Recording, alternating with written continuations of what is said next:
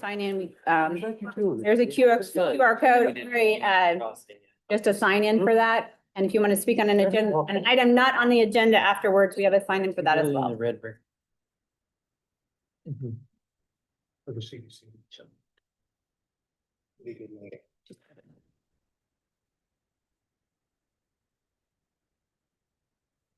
Good evening, everyone. I don't see anybody jumping up to get signed in, so I'll get us started at 6 o'clock. Welcome to the March 31st Bentonville City Council meeting. And if you will stand with me for the Pledge of Allegiance and remain standing for a moment of silence for our military. I pledge allegiance to the flag of the United States of America and to the republic for which it stands, one nation under God, indivisible, with liberty and justice.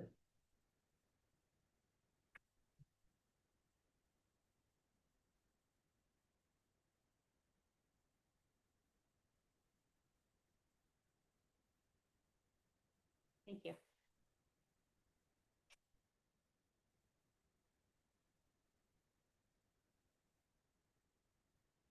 Call please. Sanchez. Here. Patterson. Here. Acree. Present. Zeba. Here. Suter. Here. Richardson. Burkhart. Here. Hook. Here. With that, we will go to committee of the whole. The only item we have is consent agenda. I don't know, is there any other discussion, committee of the whole or anyone?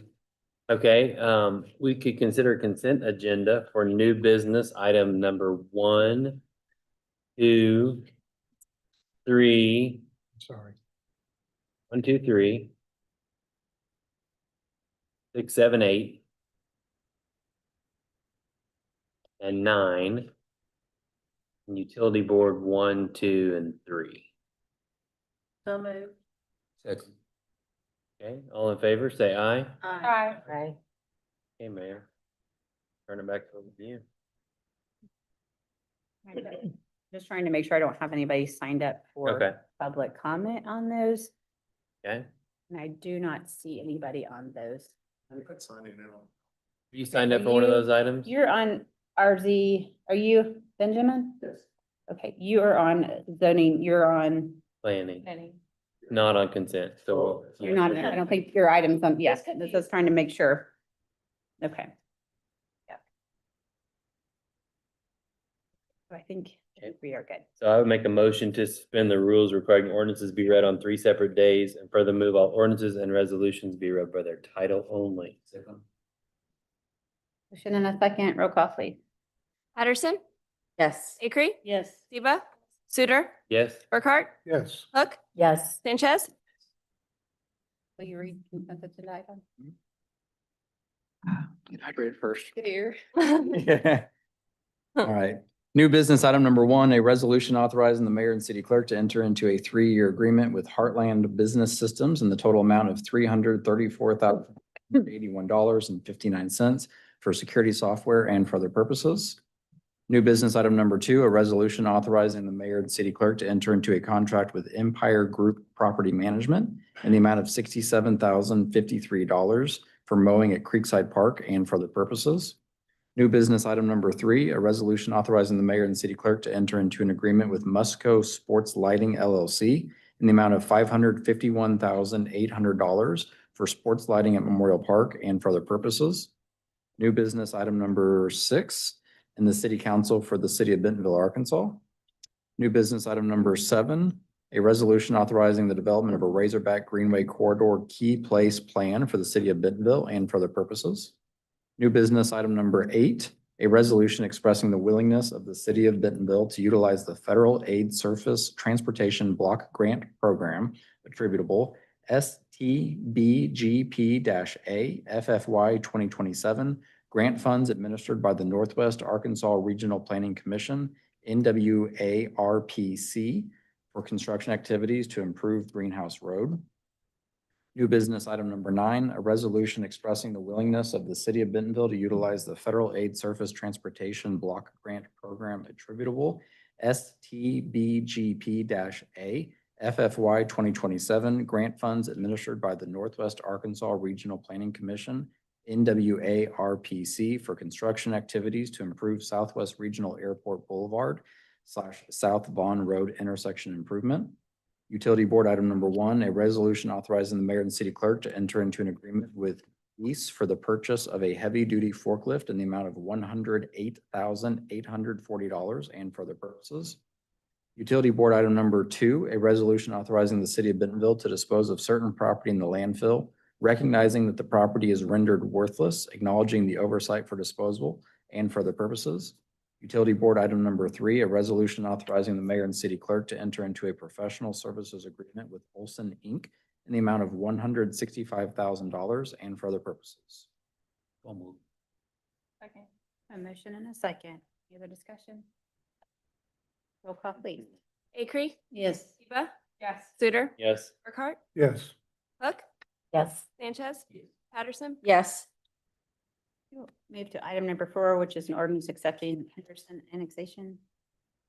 New business item number 4, an ordinance accepting the annexation of certain territory to the city of Bentonville, Arkansas, making the same a part of the city of Bentonville, assigning the same to wards and for other purposes.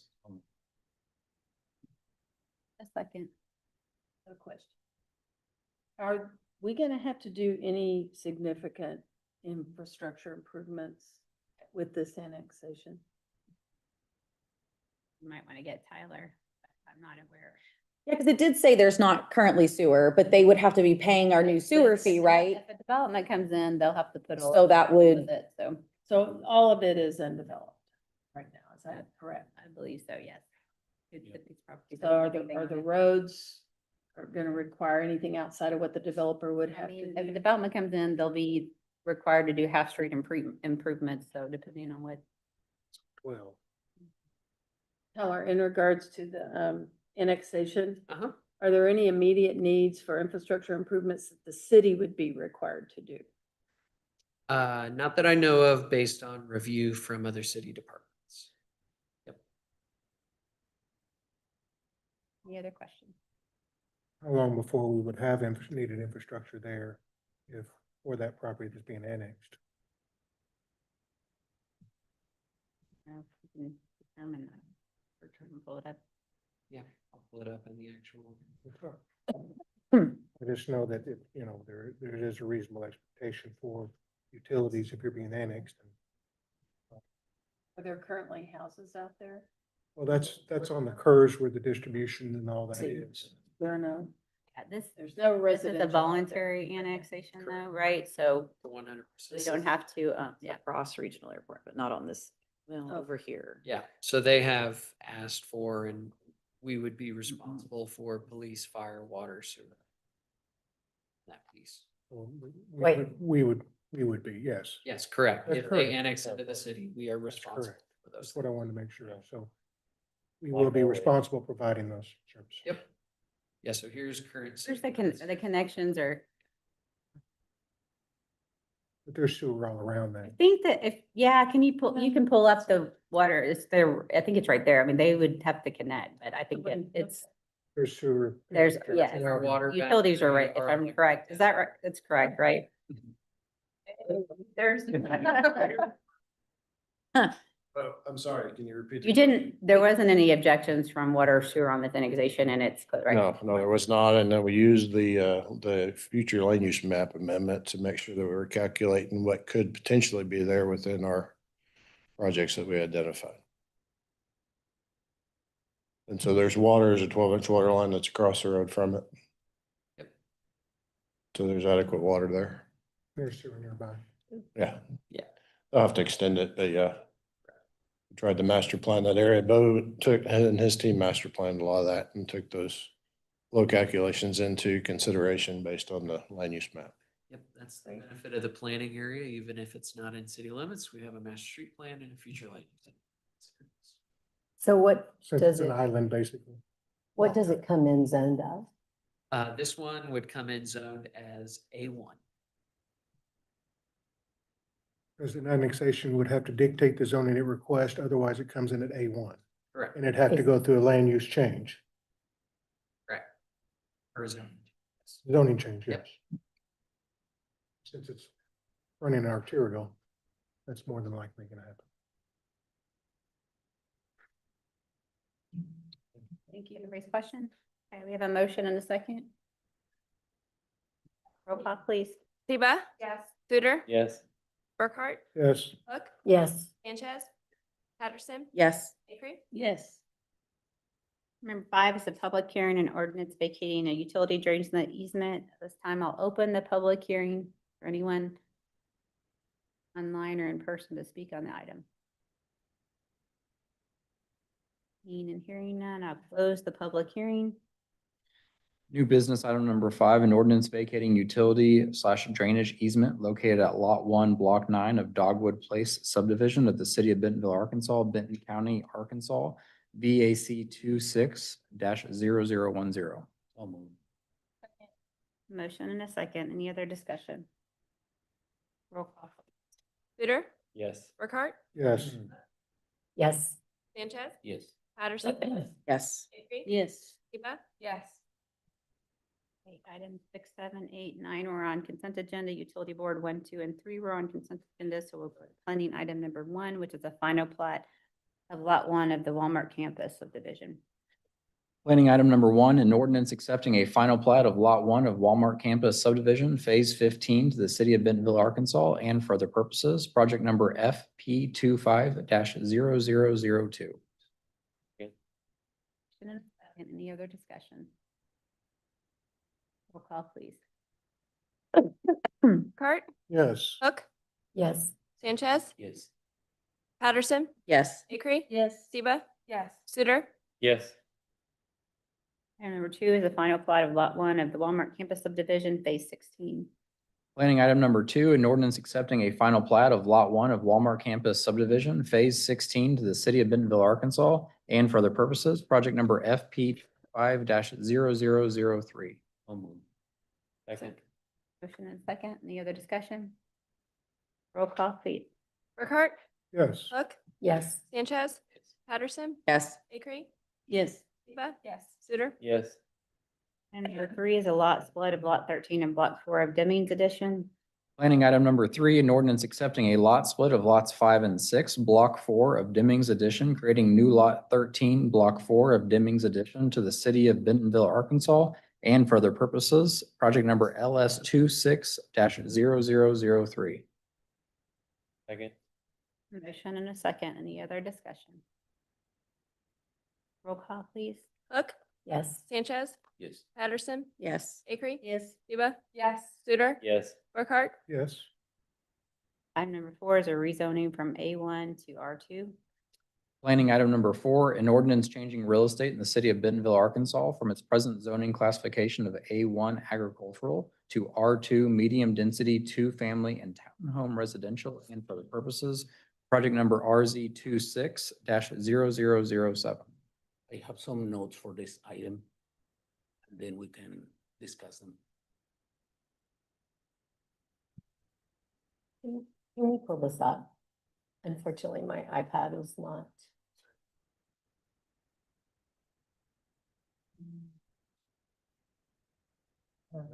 Hold it over. Number 4. secret ballot. So this item calls for the rezoning of a 10-acre parcel from A1 and RE to R2. On the notes that I prepared, I had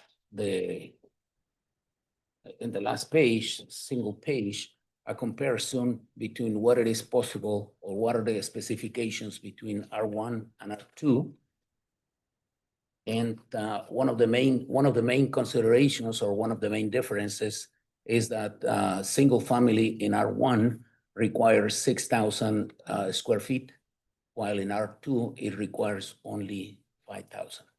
So if all of those, if all that property were to be developed as single family with 5,000 square feet, you'll be 20% more units than what it will be possible with R1. However, if the property is developed as duplexes it is possible to build up to 130 units over there. And for triplexes, it is possible to build up to 162 units. This has a 75% factor of utilization of the land, because obviously there has to be streets and other facilities into it. So that's why I'm considering 75%, just as a number to use for the calculations. And so this is what we have. The maximum on R1 that could be 54 units, and the maximum of triplexes that could be 162 units. There are many other considerations in this particular situation, and one of them is that there are no current plans for improving Rainbow Farm or Shell roads. There is also the center neighborhood by Shell Road may take 25 years to develop, as well as the transition from R1 or RE on the west side of Rainbow Farm, that it is also potentially even longer, because it is a very nice home that it is built on that spot that it is currently RE, and it is unlikely that anybody is in there is gonna demolish that in order to build some kind of commerce.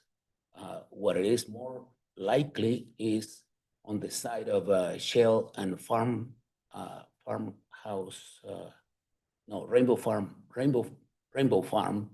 In that particular corner, there is a lot of traffic. The property is quite large, and grading it as a R2 may be a good solution for that specific purpose. That land, as you see it on the back of it, and the map that is on the back, marked with A1 in a circle, it is the property that is currently A1, and to the right of it is RE with a future of C1. So C1 is perfectly possible in a relatively short term corner of Shell and Rainbow Farm, but it is highly unlikely that it will happen at least in 20 years on the side across the street, because it is, as I said, currently RE in a property, in a development that is a very nice home, and obviously the owner of the property is not happy about R2, as well as many other neighbors in the neighborhood to the southwest of the properties. As you see in this map, to the left, to the right of a requested rezoning, there is mostly R1, and to the left of it, there is mostly R2. However, most of those R2s are separated by Little Osage Creek, and that creek has, it is very capricious, and it has bring us a lot of difficulties to cross it. And so extending Shell Road, which is a nice thing to do on the north of this rezoning property requested to be rezoned, it is a good thing for the exit of the development on those two parcels, or actually 5 parcels, but essentially 2 of them that are being requested to be rezoned. So there is, as I said, there is R2 to the left of it, mostly R2 to the left and the north, but to the south, it is R1, and most of the neighbors are in disagreement with the rezoning to R2. So I just have the information. We'll discuss it and come up with a conclusion later. Thank you. The master street plan shows Shell Road going all the way across the creek or not? Correct. But that would be whose responsibility? Ours to build it there? So there is a Agreed. portion in here that is actually already owned as City of Bentonville right of way there. You've got the north side where Centerton did require adequate right of way to be dedicated here. Yeah. And then when any development happens here, we would require this portion to be built. There is also, you've been working on this project, I think back to 2006, right, Preston? We've got a subdivision on the other side of the creek that there is a plat note that some kind of east-west connection needs to be done prior to the final phase of this being constructed. And that would be Shell.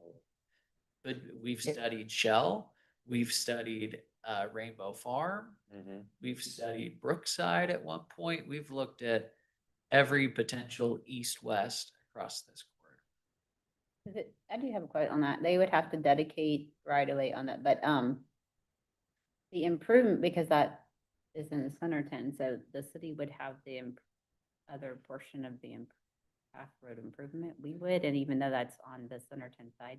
Yep, so that's where I mentioned it a second ago, like that's where this development is still on the hook to do some kind of east-west connection in here.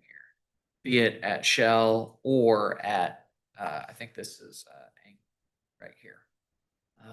We have worked through that multiple times over the years. That is also where this right-of-way dedication came from. It was when they were splitting out and redeveloping this portion of it. That's where this right-of-way came. And with any development we've had approved out there, we've required half street Correct. improvements. So it's not that the road hadn't been improved, it's just half it. Correct. So what would a development on this property be likely required to do? Because the They infrastructure, would have to do half street improvements to Shell, and they would have to do a traffic study. And as part of that traffic study, we would look at on and off-site improvements that are necessary, be it intersection improvements or any off-site street improvements that would be necessitated by this development.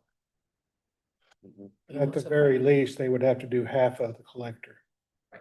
both sides, both Rainbow Farm and Shell, since they're both collectors. So a lot of your acreage, because of the collector right of way and other easements are eaten into that. It's not like a local road.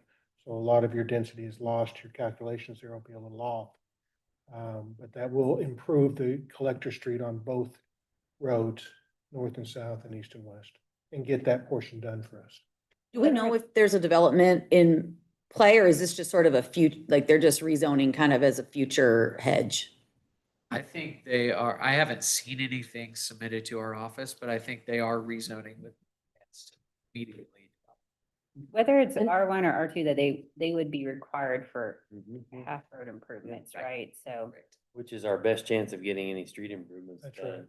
But how does that work with us as far as being able to do our part? Like, if we don't have it budgeted? Well, they'll do half of it and then either another development will do the other half or we'll have to come in and clean it up at some point. The other development is already developed. Just like everywhere else in town. Yeah, well, and I'm finding out this is becoming more and more of a challenge. What you mentioned about the other development, it is already done. It is that portion in Purple, which belongs to Centerton. They already did the development and they don't have the streets. Well, because Centerton didn't require. it. We can't control that. No, that's what I'm saying. It has to be owned by the city and the developer on our side. But the city of Centerton would have to build the street, right? They wouldn't don't have to. No, they don't have to, but we're not gonna build it. Where we've Well- had this come up before with collectors, even if it's, it wouldn't necessarily create the bridge, but what we will have them do, let's say it's, an example of this was off, not too far from here, off of, Piercy. We did this, let me orient myself here. Yeah, so Piercy is an example of this, where this was all dirt road, collector roadway. When this development came through, we weren't gonna have them build out on the south side or take right of way from this guy. That doesn't make a whole lot of sense. So what we had them do was build out this collector section so that it would still have 2 drivable lanes through there, but they're not doing the full curb and gutter on both sides of the road, so that when the guy on the south side builds, their half street improvements is finishing Piercy, finishing that collector. We would do something similar here. But it seems like, 20-foot asphalt section. it seems like here though, there's never gonna be anyone on the other side. Correct? Cause that side's already done.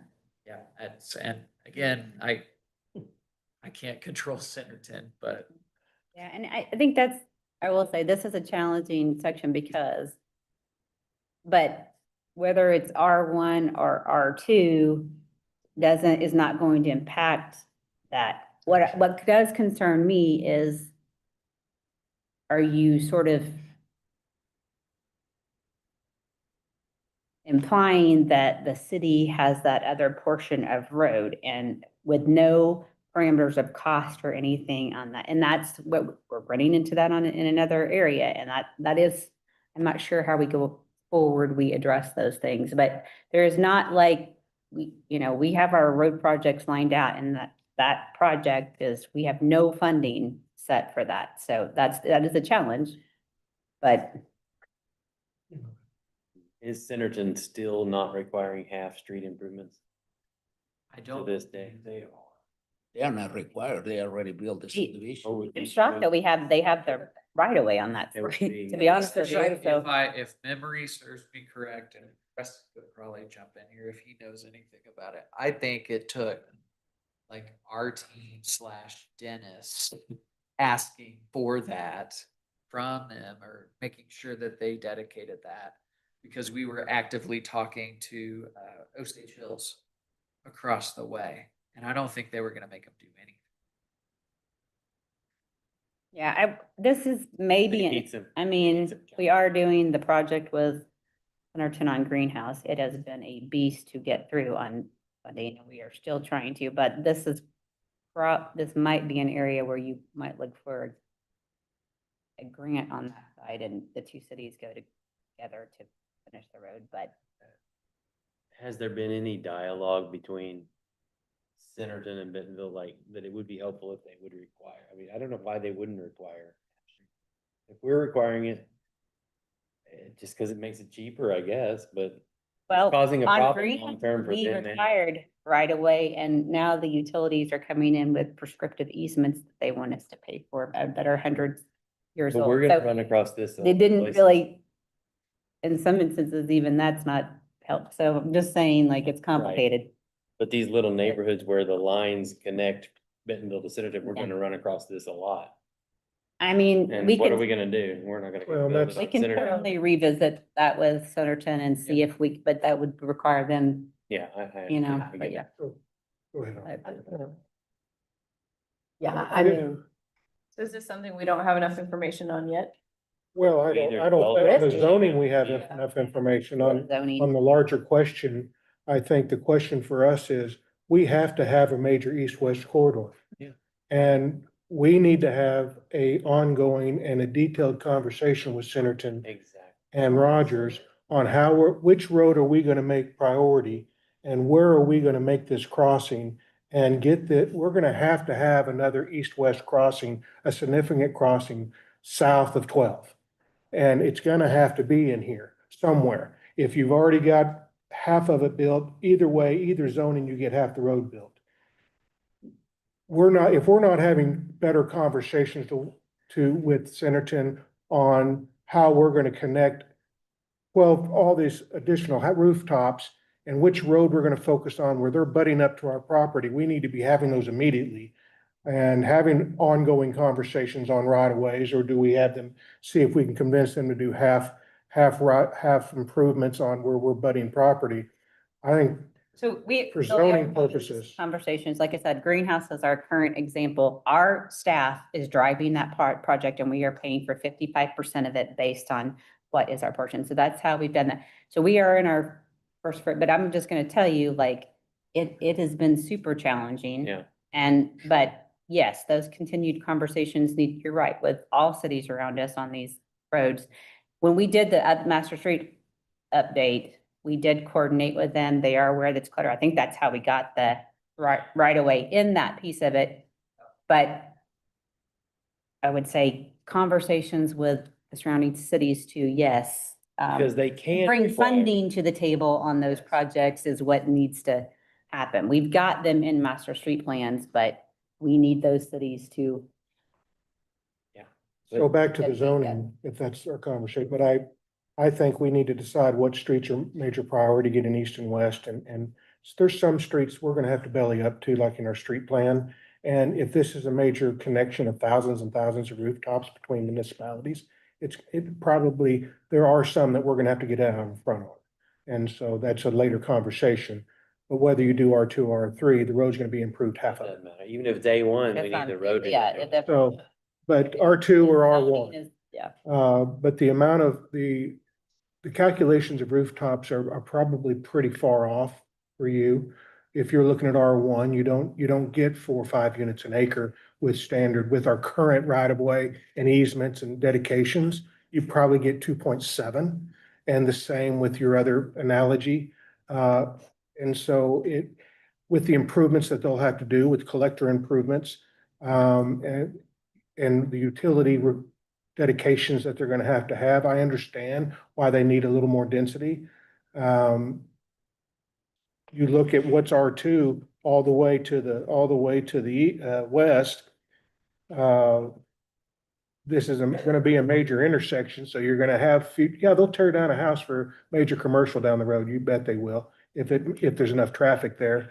So I don't think you're gonna get the unit count that you're referring to, and I think missing middle housing is desperately needed.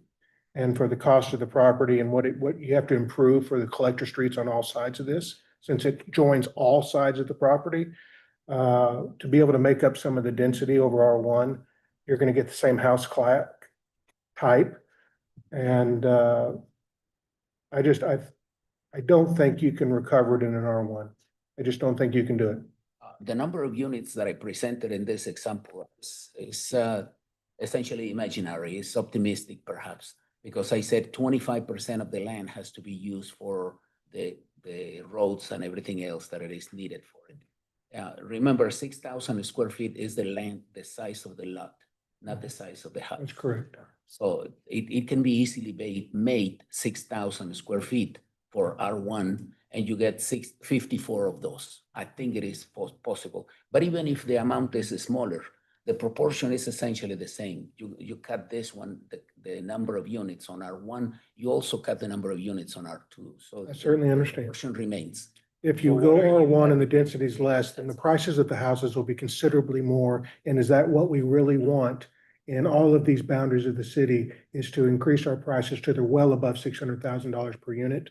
I don't think that's what we want in every subdivision. So that's probably why they're looking to do that, is to bring down the price a little bit and to improve their density just a little bit.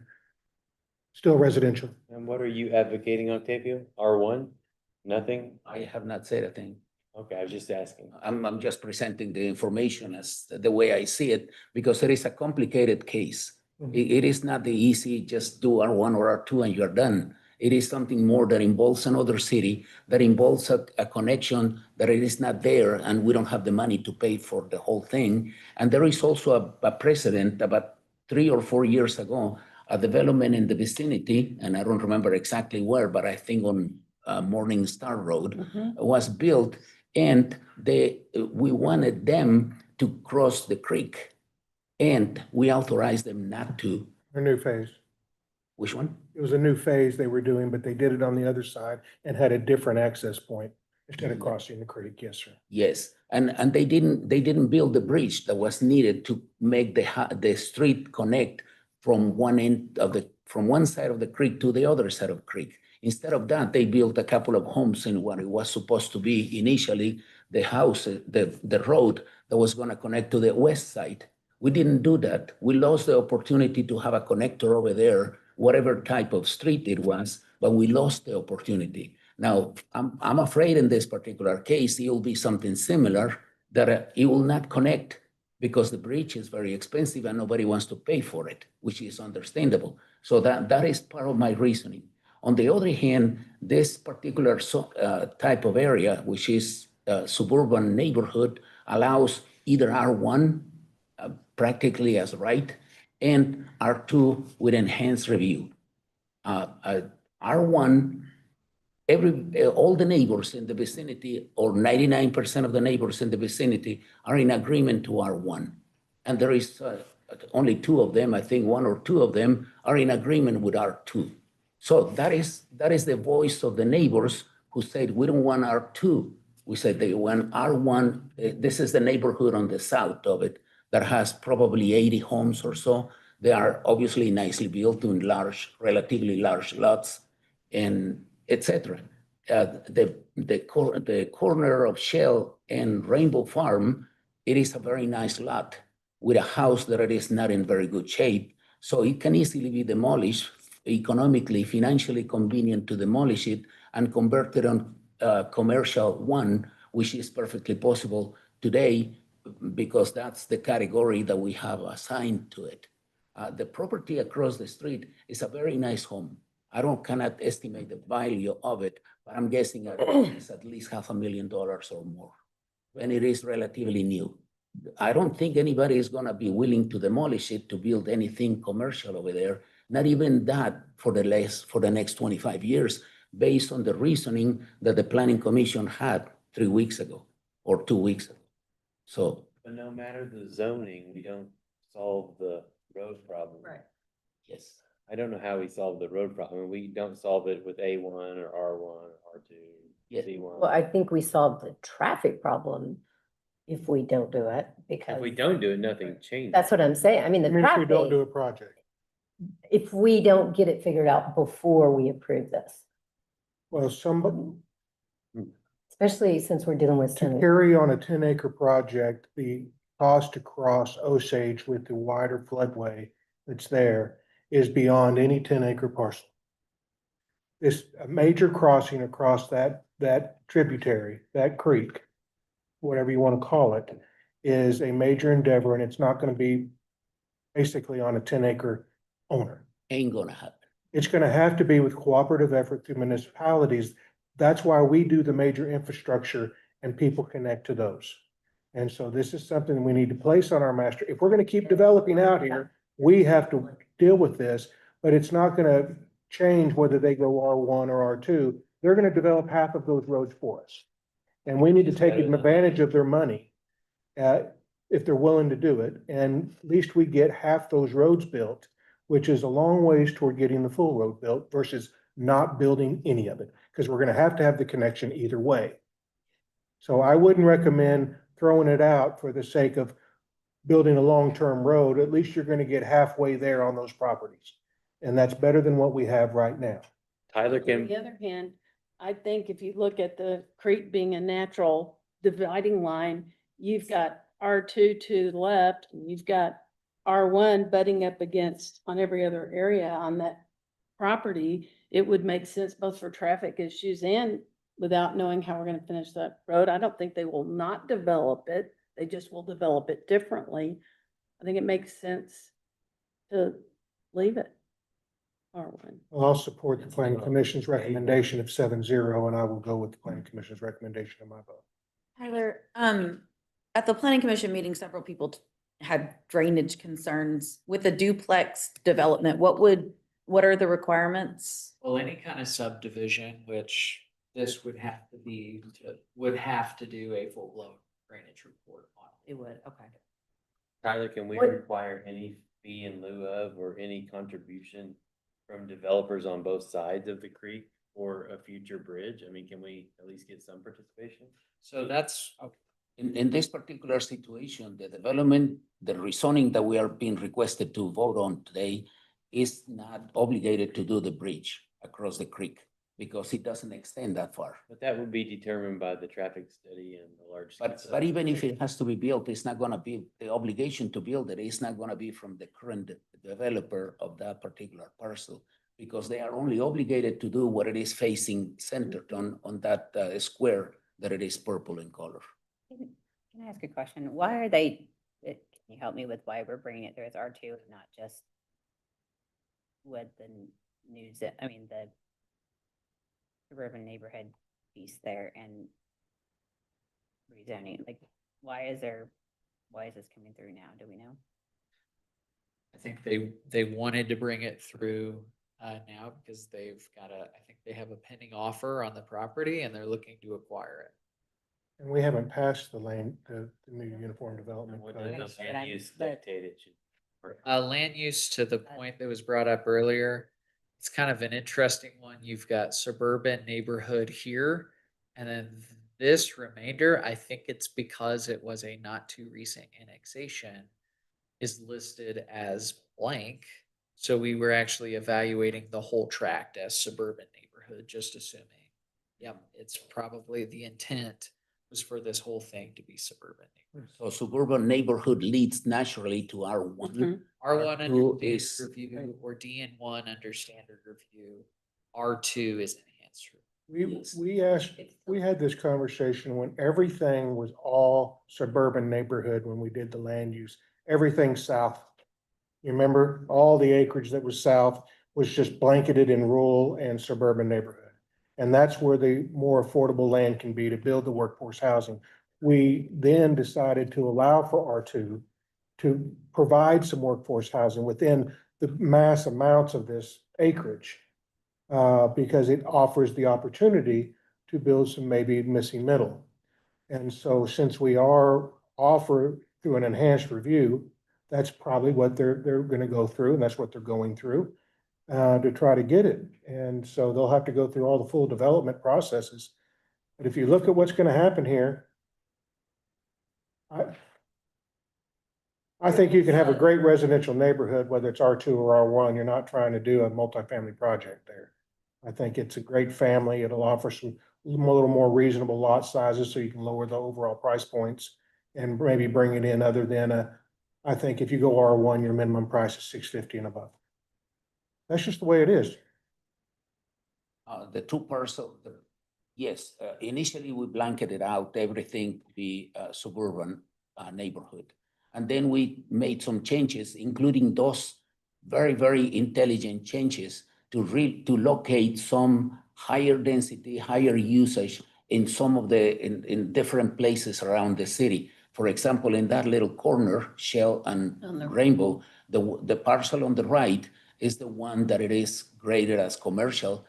And that is the one that, as I said, could be developed tomorrow if they wanted to convert it into some kind of commerce area. So isn't residential R2 would be a down zone from commercial, and wouldn't the neighbors be more happy to have a down zone and not have commercial?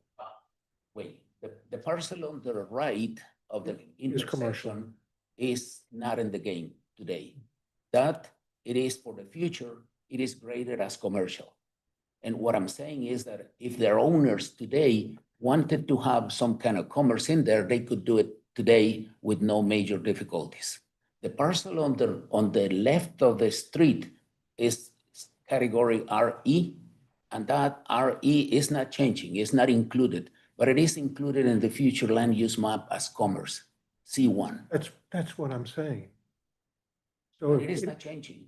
That is not changing. The RE and the R1 that it is opposite to it, they are commerce and they remain like that. There is absolutely no change to that. What we are talking about is the green area and bless you. And was the a horse normal buffer zone from a commercial to go to R1 would be a typical buffer would be an R2 to go from commercial to R2 to R1. Or are you gonna put the R1 right next to the commercial, future commercial? Thought we expected a buffer.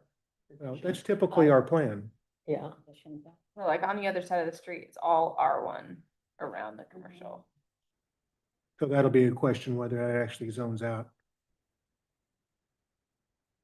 Well, Becky said it correctly. Everything on the right is R1, including the property in the corner that it is currently for the future seen as commercial C1. A neighborhood center, yes.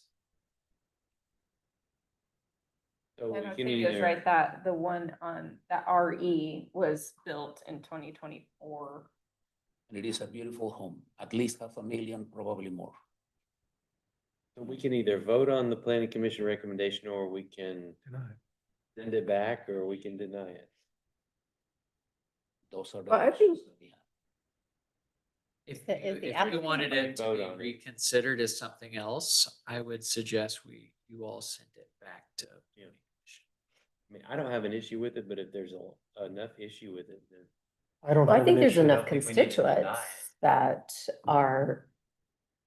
have some very valid, I mean, I wish I had the magic ball to tell me why their backyards are flooding, because It, Whose backyards are flooding? the ones that came to planning commission, Right here in to, this neighborhood? in the T, whatever the TEA, Turn on the flooding. the TEA streets. You zoom in on that and just turn on them. Trying to. Already having. It's loading. Mine's, yeah, I can't get In mine. the flood zone on, or It's loading.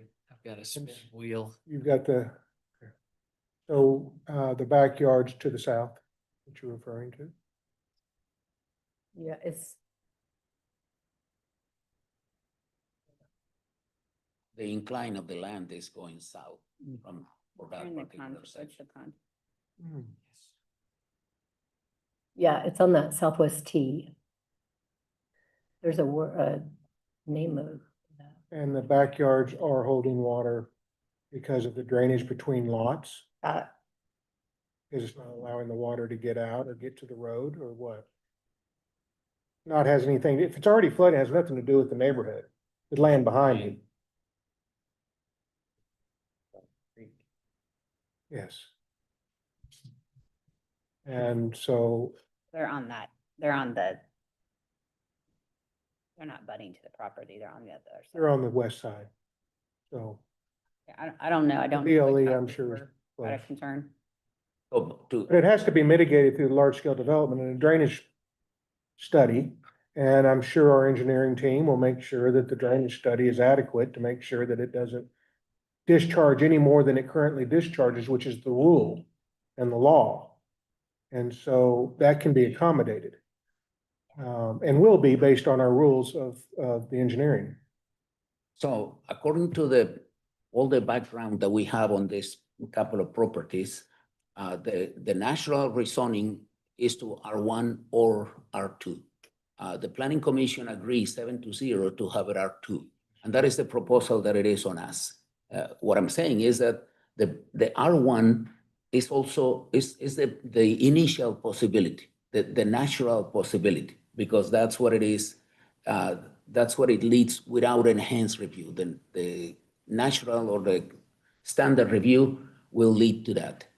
Now, we say, as we said, Chris mentioned it correctly, we can approve it the way it is, we can reject it the way it is, or we can send it back to the planning commission with a recommendation to build it on R1, if that is what we wanted to say. Those are, as I think it is, the three options that we have at this moment. Either reject, either accept, or send it back to the planning commission for them to follow our And recommendations. is it correct, Tyler, that if it were R1 zoning, they could still have an enhanced review for R2? Is that what he's saying? In suburban, that's what I was saying, in suburban neighborhoods. Yeah, suburban neighborhood still has R2 as an answer. I believe now, So it's so It is. possible they could get. there are R1. options, Yes. there are options under standard review where the R1 and DN1, which DN1 is more of like a small lots. Yeah. District. And we have been talking about this item, but I think we have a person who is interested in presenting their opinion, isn't it? Sit on this Don't one. we have one? Yes. Octavia, you spoke to all these neighbors? I talked to many of them. I visited the neighborhood 3 times, including today at 5 p.m. And Benjamin is signed up. Do you want to, speak from the audience? Yeah. You wanna? Yeah. Oh, no. City Council members, thank you for this opportunity. My name is Ben Hunter. I live at 5506 Southwest T Olive Lane. My primary concern is compatibility and consistency with the surrounding land uses. The properties adjacent to the surrounding site as discussed are all R1, except for the portion to the west across the creek, which essentially acts as a pretty significant buffer. That's a mature riparian buffer there. And then you also have a significant floodplain. There's also discussion about this east-west corridor with the Shell extension.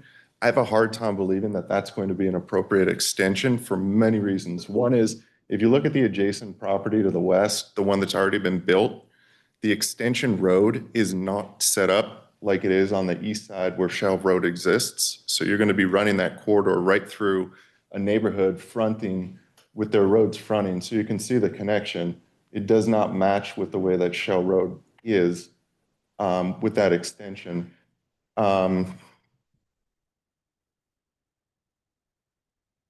Also, just, I had discussions with the planning commission, the planning department, when I spoke with the planning commission as well. The whole thing that the planning department that I discussed with them is they're trying to create a transition zone. So as Councilmember Sanchez said, no one that I spoke to in my neighborhood, the single-family homes that are designated as commercial, and then the neighborhood to the north, no one wants this to be an R2. It's not consistent with what we're talking about. And kind of going back to what we were talking about, all the areas that are R2 are duplexes. In the application, they talk about implementing townhomes, which would be the only townhomes in and around this area. So I know the planning department or the planning commission, when they were discussing, talked about, you know, the difference between a single family home and a duplex. Not really big difference, but when you start implementing what's in the application as townhomes, that's not consistent with the adjacent properties or even the adjacent R2 districts. And speaking of the transition zone, with the Shell Road, the whole transition zone is based on the Shell Road extension east-west corridor. If you don't get that, which we've discussed is a very difficult thing to happen, it's going to require a pretty significant span bridge. This is not a simple culvert. We got about 35-foot vertical difference between the back of the property and the stream directly adjacent to it. So it's not going to be a small endeavor. If you remove that connection, this is no longer a transition zone. You're transitioning nothing other than putting R2 surrounded by R1 with a major buffer adjacent to it between the R2 districts. So again, going back to Point of order, public compatibility. comments reach 3 minutes. Thank you.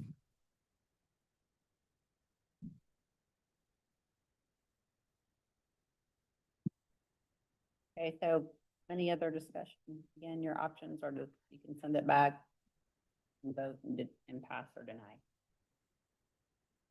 I would only say that if you deny it, the opportunity for them to rezone is much more difficult down the road immediately. So if there is a majority that would like to, that thinks they're going to say no, then I would send it back so they have some opportunity.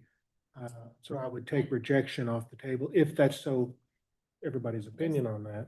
The applicant is not here that would consider, I mean, they could also ask for us to table it if I think it, I'm assuming they're not. They on. are online, but yes.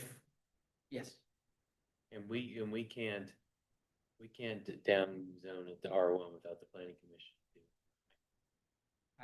If that's the road we're going down, I would send it back. Unless the applicant requested that. I guess I feel like, you know, the bigger question is it irresponsible to rezone for development in an area that has really insignificant infrastructure and isn't likely to have it in the foreseeable future? We did the neighborhood to the south without adequate infrastructure. There's no additional. Are you saying not to allow development on this parcel? I mean, I don't think. I don't think that's something that. I don't think that's. like, we want to, Possible. I I just mean, don't think it's consistent with what's We- already out there because of the natural dividing line, which is the creek. I mean, I think part of the struggle, because we have to look, as has been brought up, we have to look at things through a 20 to 25-year outlook. If we're gonna say we're not going to rezone property until adequate infrastructure is in place in this area of the city, then that has to apply to R1 zonings in this area as well. But the impact. I guess would the be impact less is with what R1 than it would be- Octavio's point, it's a 3-4 Right. times, you know, Not gonna be the impact. case. Is that like, Either you, I think actually, I know someone that looked at this land and they couldn't fit, yeah. they couldn't fit what they needed to fit on it. Personally, I have as well, so I'm familiar with the density that's obtainable through both zonings, and it's not near what we're talking about. But it doesn't matter. It's either R1 or R2. They're gonna build half a road for us. If they develop it, they're going to. So no matter who does it, it's gonna build half a road on both sides. We need to do is send it back to planning, see if this particular person will accept R1 and still build half a road, which is doubtful to me. Well, for me too. But we can't actually say this, all we can do is vote against R2. Or send it. Or send it back. Send it Those are the two options. I wanna Yeah, get because that. if it's not. Can they come feasible- back with R1 if we vote down R2? Or do they have to wait the whole year? I move that we send this They back can to come back planning. with They it. can come back. Different. Here as. Within the year, okay. That's not the same. What would this become? It would become R1 if the new zoning passes. The new zoning passes, it translates directly to T2.1, which is rural. Because what you said, it was a That's what it block of says. nothingness. Did you hear my motion? So then you're dealing with rural Yes. setbacks, rural lot Yeah. sizes, not what we're talking about. So I'm really torn on this, like, cause I can totally just see both sides. I listened to the planning commission, there was a lot of people, that are really against this. And we've kind of made a promise to people with our new plan that your suburban, R1 neighborhoods, we're gonna leave those alone. We want density in certain areas, but in other areas that we've designated all R1 in suburban, we've kind of promised people that we would leave that. But on the other side, I see, the difficulty with developing a piece of land that you need to be able to get enough on to pay for, half a road or, whatever. So I feel like this is a really kind of, I don't know, like, didn't we tell people that? Like, isn't that part of what we kind of said, that these R1 areas we wouldn't mess that's- with, that's the with the Plan expectation. Bentonville? Like, I feel like that's kind of what we promised people. And I think that's what they expect. And when it's inconsistent with the use that's already Right. there, that's the measure we've always used. And I don't think we should deviate. well, we But- dropped the land use on an entire area, tremendous amount of developable acreage. And if we're not gonna allow through enhanced review to even do an R2, and we're gonna say it's gonna all be rural or R1, the ability to support the workforce will be all out of town. And then think about the roads we're gonna have to build to bring another 100,000 people in here a day that can't live here. And we don't have the money to start the first widening project. So we're really talking about a significant change if you're gonna go down all this developable land and not do anything over rural R1. Putting a little 10-acre R2 surrounded by all R1, I feel like that's what we kind of told people we wouldn't do. But we're saying even if it was, if we were rezoning it R1 tonight, Tyler's department can do an enhanced review of it. Am I reading, is this correct? There is no need. Suburban. Who's gonna, It has to planning come back commission, To you all. but it could still end up R2. They'd have to And come that's back for their- zoning again. In a, Do an enhanced review. And they could do that within the year. Yeah, if it were zoned, let's say R1, and then they would have come back and rezone it again, and we go through this all over again. Would that come back to city council? Yes. Be a brand new zoning request. But you said they have an urgency because there's a pending sale, so they really do have a urgent. Whoever wants to acquire this wants it zoned before they acquire it. If this was a split decision or Right. 5-2, or this was 7-0, we gonna, well, it's up to y'all. I don't want to speak anymore. I never say that this was an easy decision. No, it's never. In fact, I have not presented my opinion on the subject because I still on one way or the other, because Mhm. those two solutions or those two rezonings to R1 and R2 have their own benefits, and they are so good that I decided to spend many hours on preparing those and investigating with the citizens and everything. But in my conclusion is leading more to the R1 because to begin with, that is the natural progression of the rezoning to do R1 instead of R2. Well, yes, I understand all the arguments against it, but as I said, the simple rezoning, the simplified request leads to R1, not to R2. On the other hand, the property to the north and the south and the west, all of those are R1s. Mhm. I make a motion, we approve the recommendation of the planning commission. Okay, so we already have a motion to send it back on the floor. So We do not have a Second. second on that not, motion. I just want to make sure, I'll but there was second. not a second to this one. I'll second. That motion is to send it back to R1 with our recommendation that it be Send what? it back back to to planning planning commission. commission was the. Well, we motion. just go through it all again. Yeah. Either way, they can come, Oh, my motion's Better public. either way, they can come back with Than our. rushing through it. She withdrew her I motion. withdraw my motion. I make a But motion, sending we it back approve gives item. the applicant options. It's only to. go Either there. way, they have If we vote it down, they have no They can option, come right? back and ask for R1. If, After yeah, 1 year. that's what Tyler said. After, Oh, they would not have to wait the 1 year for R1. Or if they're requesting lower zoning. okay. So either way, they could come back and ask for R1. But they do lose a significant amount. But I would, I would Your application propose you approve it. Yeah, it'll be Let me 90 be clear, days. if we sent it probably back 90 to days. planning, they wouldn't lose as much time. Is that what you're saying? Correct. Bring We it back can soon. put it on as soon as probably next week's agenda. Well, my question is, if it's 7-0, what's gonna change their vote? I don't think it's gonna change the planning commission. There's several people on planning commission that will vote for higher density wherever it is. 7 of them did, That's though. good. But yeah, that is seven. Every one of them. I think it just gives the applicant the option to have that conversation with them in a more expedient manner of possibly requesting something lower, is what it seems like. I don't want to speak for them. They may not even want it, but it shortens their timeline. I don't know. So No. Becky, I understand that you withdrew your motion to send it back to the planning commission. Yes, second Chris's motion.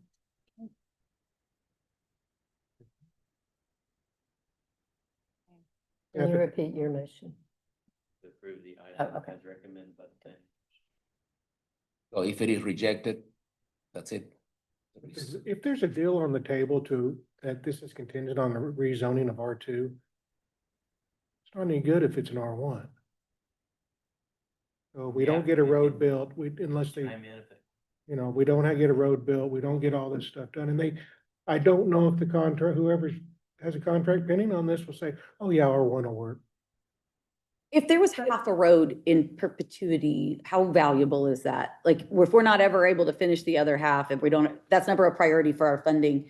How much additional value do we get out of half a road if the other half is never completed? Well, so that's what I was getting at earlier, is even if it's a half street improvement, we still make them build 2 lanes. When It's it's a just not- collector Just or, one curve and two. Well, if so it's that's the still a case- traversable road. I think that's one of my biggest If we're problems. not gonna build the road out, remove collector on the master street plan. Because you're forcing people to build a collector road or half of it, either remove it or we're planning on extending it. Maybe that's what we need to. So do. either remove it or we hope we get a half a road out of this deal. Because right now, everybody has to build half a collector road to make that work. So But we've allowed to it. our public Either it speakers is or it isn't. comment, that road really does run directly into a subdivision. So is it an error that we have that labeled as a future collector? Well, if you want them to get across and over through or to Rainbow Road and They can others. Go through the subdivision. But- the road. But is that what we want people to do? Like, We have that. Well, we need them to cross somewhere. And right now, there's no crossing in any of that subdivision. Somebody's gonna have to, we need desperately, there's thousands of rooftops going up and nowhere to cross.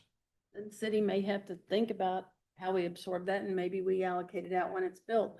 But, I mean, the bottom line is, That And bridge I'm would not- cost. I'm not minimizing the impact of the planning commission, but there's a difference between an appointed body that oversees planning and a legislative body that decides legislation and policy. And if our citizens have put their confidence in us and to their understanding, expect us to consider the consistency of the use around them, then I think we have an obligation to either vote this down or send it back.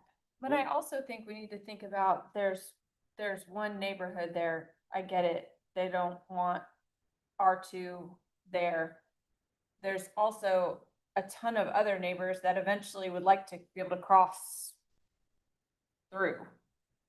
We need we need Where- roads to go across. There is no way we're gonna have the money to build a giant bridge there in the next 20 years. If we don't do east-west connections and get it on our radar and start planning for the funding of an east-west corridor across areas like this, we are not doing our job. We had sort of the same issue with Gator Road or Gator or whatever. And ultimately the city had to go in and build a section of it in the middle of nothing really to connect two subdivisions and keep traffic moving. So we're gonna have these issues. This is gonna be a more expensive one. Tyler, I have another question regarding the access. J Street. So if we Right on J Street. this before, that developer goes to planning with his plan, can they find another regress or another way to get around finishing that road with that property? So are we guaranteed that by rezoning this, they will finish that road all the way across creek? And especially No, not I don't just have- that- no. Yeah. We're They're gonna just have to gonna pay do to the go across. subdivision, no matter if it's a R1 or an R2. That's right. We'll build it either way. Correct. They're gonna be required to do their half. It would street just be, improvements, they may traffic. not be able to afford it if it's just an. The point is that people have said no to this property because they can't fit enough units on it to make it pencil. And that's an R1. R2, there's a possibility of pencils for someone. But I mean, we've had this issue all over the city for the last 25 years. You never complete a whole road. You don't ever make connections. But at least we're requiring the developer to do their half, and that's a much better situation than not. They will have to develop, once they go to large scale, they'll be under the new Uniform Development Code. And so it's gonna be costly anyway, and they're aware of that because costs go up with the new Uniform Development Code. So they've already got those added to the cost of this housing as well. So that's probably what in their thinking is also. It's like a road to nowhere though. Like For now. Okay. Is there a motion and a second on the table? I don't know if there's any more discussion. Any discussion? So the motion is to approve the request as it, Of the R2, correct? Sanchez, no. Patterson, No, Acree, No. Steba, Suter, Yes. Burkhart, Yes, Hook. No. 4-3.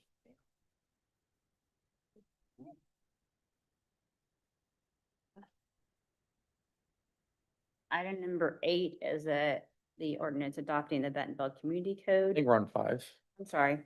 We're just Okay, open. sorry. Sorry. adding to consent agenda. Aye. Sorry, I No, marked no, that off. So, They're with okay. you. Item number 5 is the planned unit development amendment for Crystal Bridges Museum of American Art. Planning item number 5, an ordinance amending ORD 2020-43 and for other purposes, project number PUD 20-0001/PUD 26-0001. So moved. Second. With a comment. There are two main items that are in me against this project. And one of them is there enough parking? And I understand there is a plan for it, and I'm relatively happy with it, not extremely happy, but okay. The next one is the noise, and I have received already promises from the organizers of this situation that noise is gonna be controlled within the confines of this little bitty 2,500 people room, and et cetera, because that has been a continuous problem emanating from the same area and other areas also. But considering that promise, I'll say, let's go for it. That's what I move it. A second. A motion and a second. Any other discussion? Roll call, please. Patterson, yes. Acree, Yes. Steba, Yes. Suter, Yes. Burkhart, Yes, Hook, Yes. Sanchez. Yes. And number 6 is a rezoning from R1 to DN2. Planning item number 6, an ordinance changing real estate in the city of Bentonville, Arkansas from its present zoning classification of R1 Low Density Single Family Residential to DN2 Downtown Medium Density Residential and for the purposes, project number RZ 26-0004. Second. Motion and a second. Any other discussion? Call please. Acre, Yes. Reba, Yes. Suter, Yes. Burkhart, Yes. Hook, Yes. Sanchez, Patterson, Yes. Item number 7 is rezoning from R1 to DN2. Planning item number 7, an ordinance changing real estate in the city of Bentonville, Arkansas from its present zoning classification of R1 low density, single family residential to DN2 downtown medium density residential and for the purposes. Project number RZ 26-0005. Second. Motion and a second. Any other discussion? Call please. Reba, Yes. Suter, Yes. Burkhart, Yes. Hook, Yes. Sanchez, Yes. Patterson, Yes. Acre, Yes. Item number 8 is the ordinance adopting the Bentonville Community Code. Planning item number 8, an ordinance adopting the Bentonville Community Code pursuant to Arkansas Code annotated section 14-56-301 and for other purposes. Second. A motion, second. Any other discussion? Do we have comments on it? I don't have anybody signed up, but okay, you signed up on, are you? I signed up online. Okay, I've got it pulled up and it doesn't have you. It had Benjamin, but it doesn't have you on it. So, but it's okay. You're here, and so just come forward.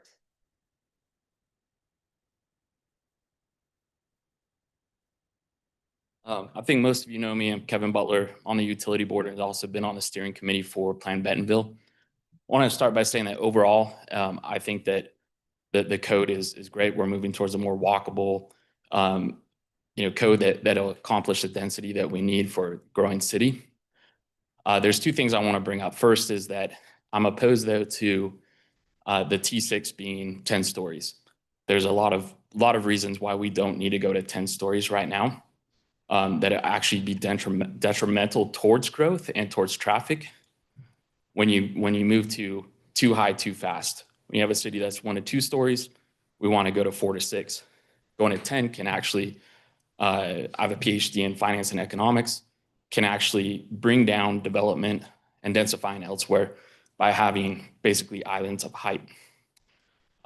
We also, and the second thing that I wanted to, and what we can do if this is really a thing that we need to do this in order to build a hospital, we should do a 6.2 that's a special thing, that's the same thing that allows for the special situation of this hospital that carves it out rather than bringing this across the entire rest of the city.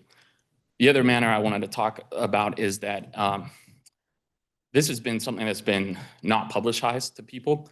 I'm on the steering committee. I only found out that this was actually, we had another draft, that it's gone to planning commission, that there were public hearings by emailing Tyler and reaching out last week. I asked other committee members, they also did not know. And I began talking to residents who had been asking me about this for the last several months and wanted to participate in public hearings, wanted to comment. And we've been told since the beginning, planbentonville.com is the place to go. I forgot to bring it, but I had a card that we were asked and to hand out. This was the way the city set up and communicated to everybody. This is where to go. It's not been updated since September. So people told me, I've been going there, waiting to comment, waiting to bring up comments on this.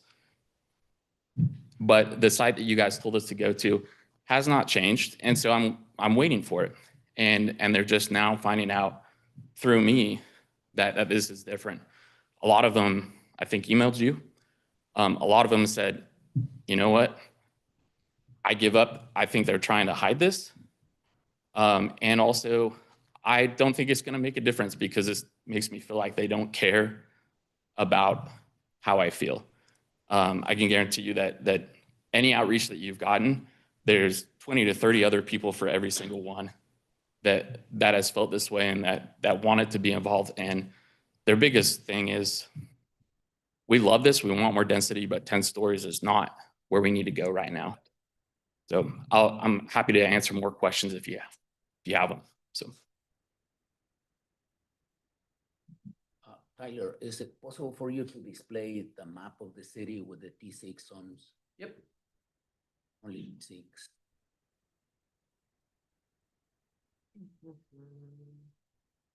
This is actually your next item on the agenda. is the zoning map itself. So I'll pull up two things for you. One is the future land use map, which if we look at the future land use map, the areas that would even conceptualize P6 under standard reviews would be the dark blues. So you can see the dark navy blue are areas where you could feasibly have T6. There are a couple of areas, though, I would flag this proximity, and this proximity that are in proximity of either X and A or the municipal airport, which would severely limit height. The dark purples would consider T6 under what's called enhanced review, which we've talked about at length.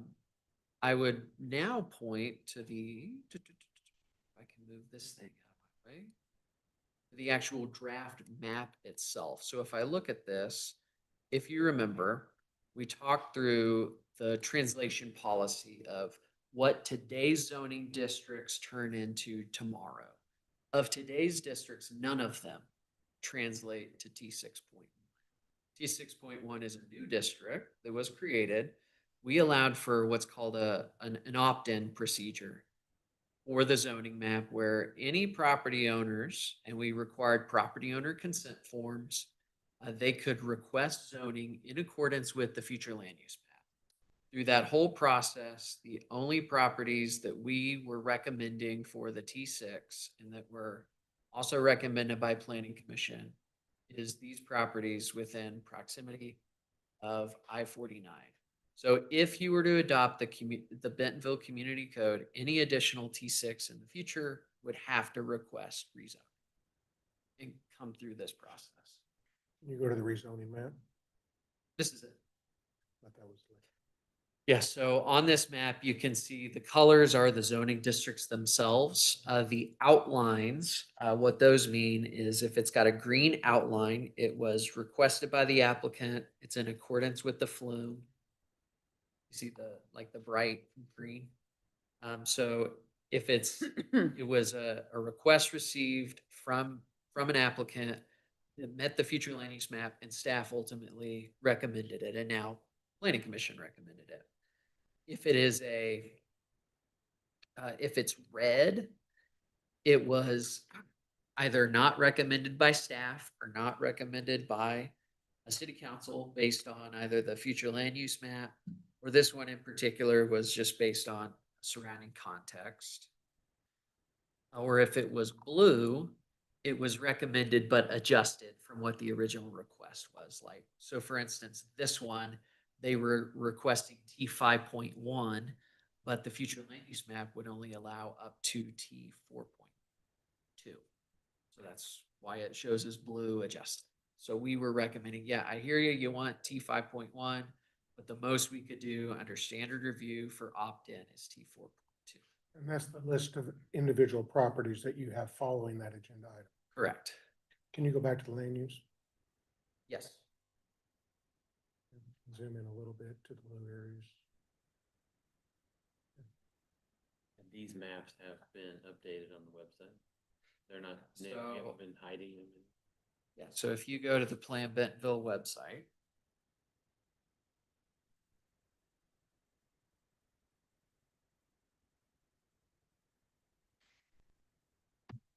It's like, so it's right here. If you hit right here, review and comment on the zoning and draft code, it takes you to that page I was just on. What Mr. Butler is referring to is these news posts. There hasn't been a new news post put out, but Hold up, so where are we? Where are we now right now? So somebody give us this site, figure out where are we now, so just pull down. where do they go to? Yeah. Yeah. No. That's a problem.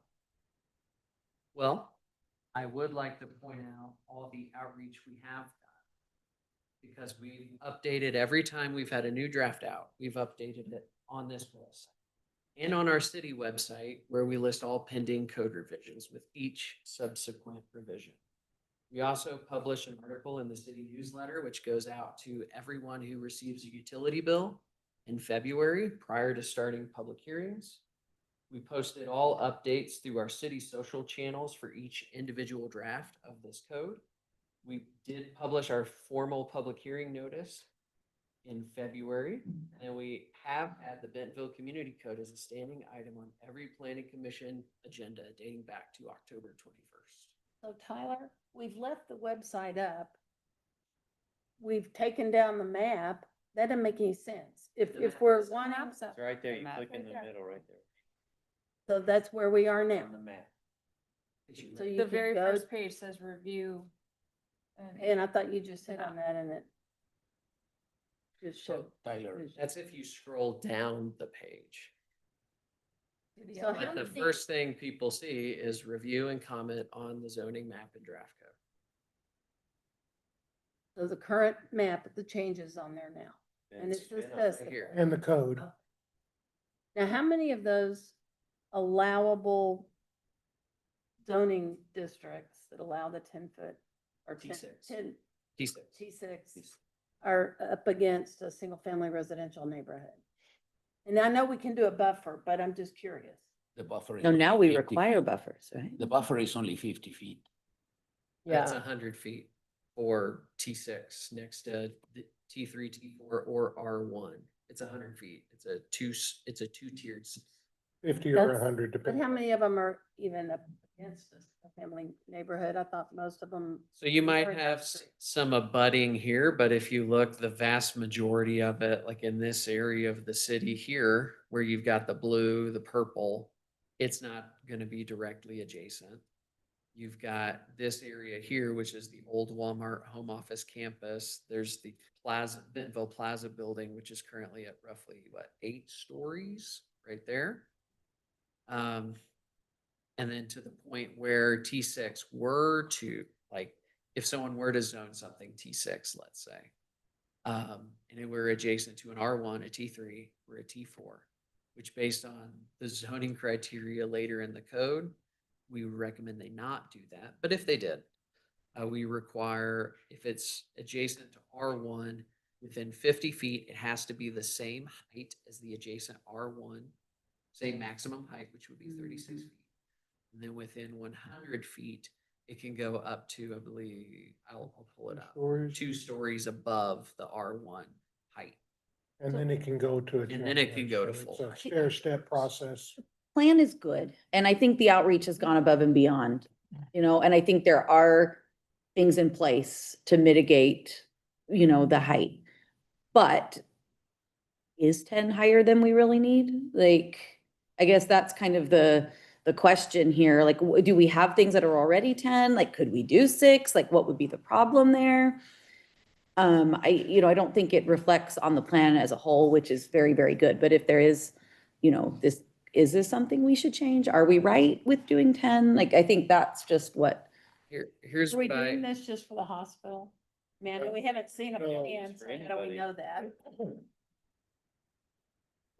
I haven't heard of any 10 stories. Here's what I would ask, and I was gonna jump through the individual sections, but if we're starting with 10 stories, we'll start there. If you are asking me to change things in this document, I need to know what we're changing it to, so that Shelley and I aren't going back and interpreting intent on the back end. I've done that 3 times already, planning commission. And that's exactly what I had them do. Tell me what you want changed, what you want it changed to, so that we can figure out what we need to do. And I also asked to make sure that there was consensus among all of planning commission on the changes. I don't have an answer for your question, but what I have is the code, the one that specifies 10 floors or T6. So that is only related to the actual map. And the map, I couldn't read it. I spent a lot of time trying to read it. My eyes go crazy with those many colors. And that's what I was asking you, if there is a way of finding only what it is expected to be T6. So the only ones that, if you adopt this map tomorrow, the only ones that would be T6 would be this, right? Without enhanced review. Correct. Well, those would be zoned, if you approve the next item, which is the official zoning map, those would be zoned T6. And why is that, that it's just that specific?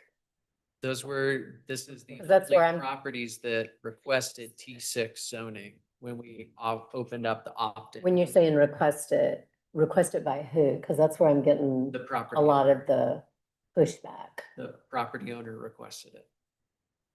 And then we have additional T6 in the land use plan in certain key areas that everybody felt would be the opportunity for that same type of growth in those regional nodes. We already have 6-story buildings and probably 7 or 8 on Walton. So 10 is not too much out of the picture. In my mind, it could be in the code, but in my understanding, the restriction has to be as to where they are located.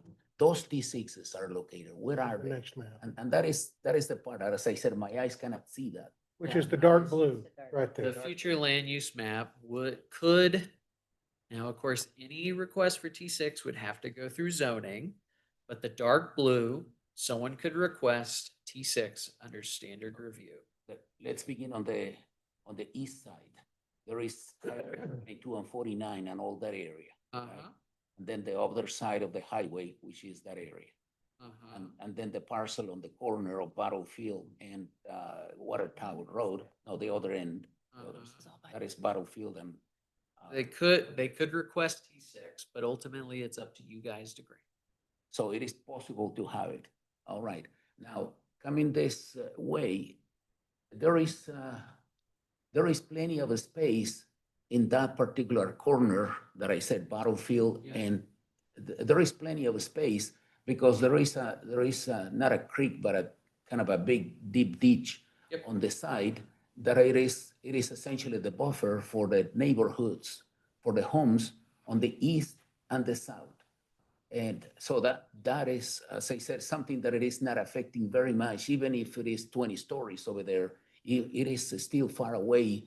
There is also a cemetery nearby, and there is no impact to the homes in the vicinity. There is nothing on the north part of it, and it is far away from the east section, which is, what is it? Woods Creek, I think. Yes, on the right side of it, it is Woods Creek. But to the north of it, if all that property is considered the same, there are many homes on Rice Road and many others on the north side of the right side of the highway.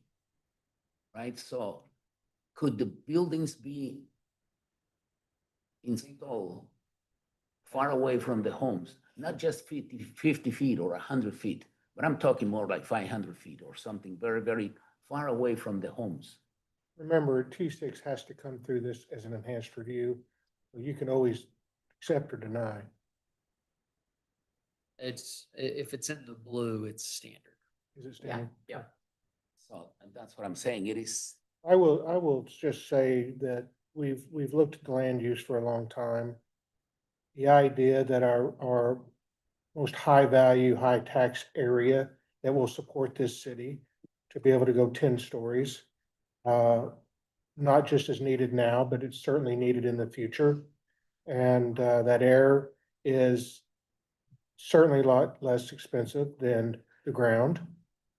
And so to inhibit people for the foreseeable future to less than 10,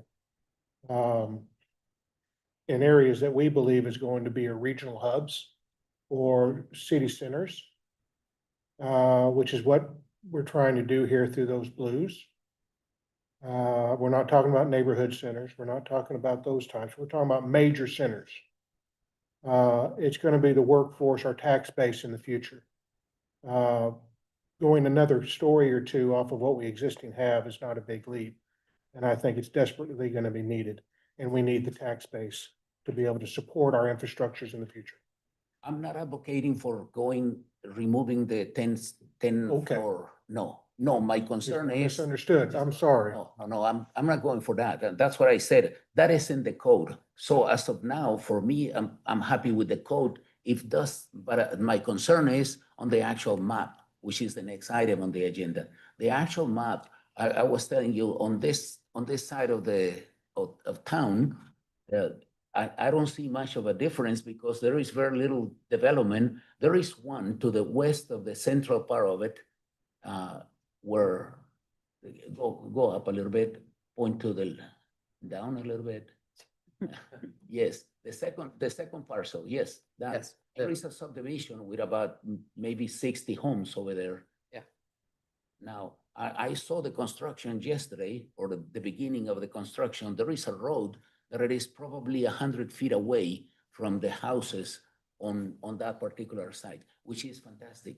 100 feet, it has to be okay. And from there, they are gonna make if they put a 10-story building over there, it's gonna be away from the street, another 50 feet or whatever. So that area, I don't have much of a concern with it.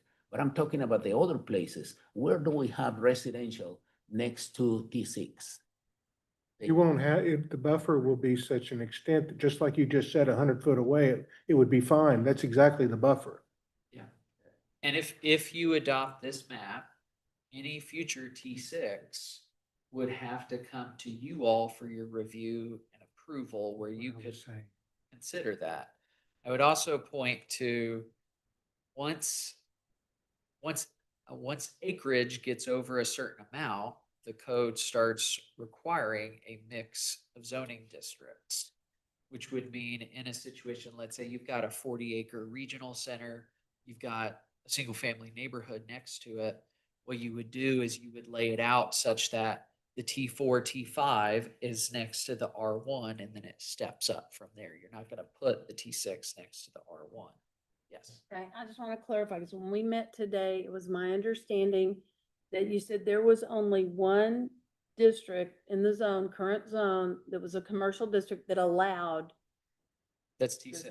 T6 standard review. Correct. Anything else would have to be rezoned and come back to this body. That's right. Correct. That's right. That's the only one that's based on this map that we're adopting would be zoned. The rest of them are land use. And it's on the interstate, which is a good place for 10 stories. I understand that correctly. Yes.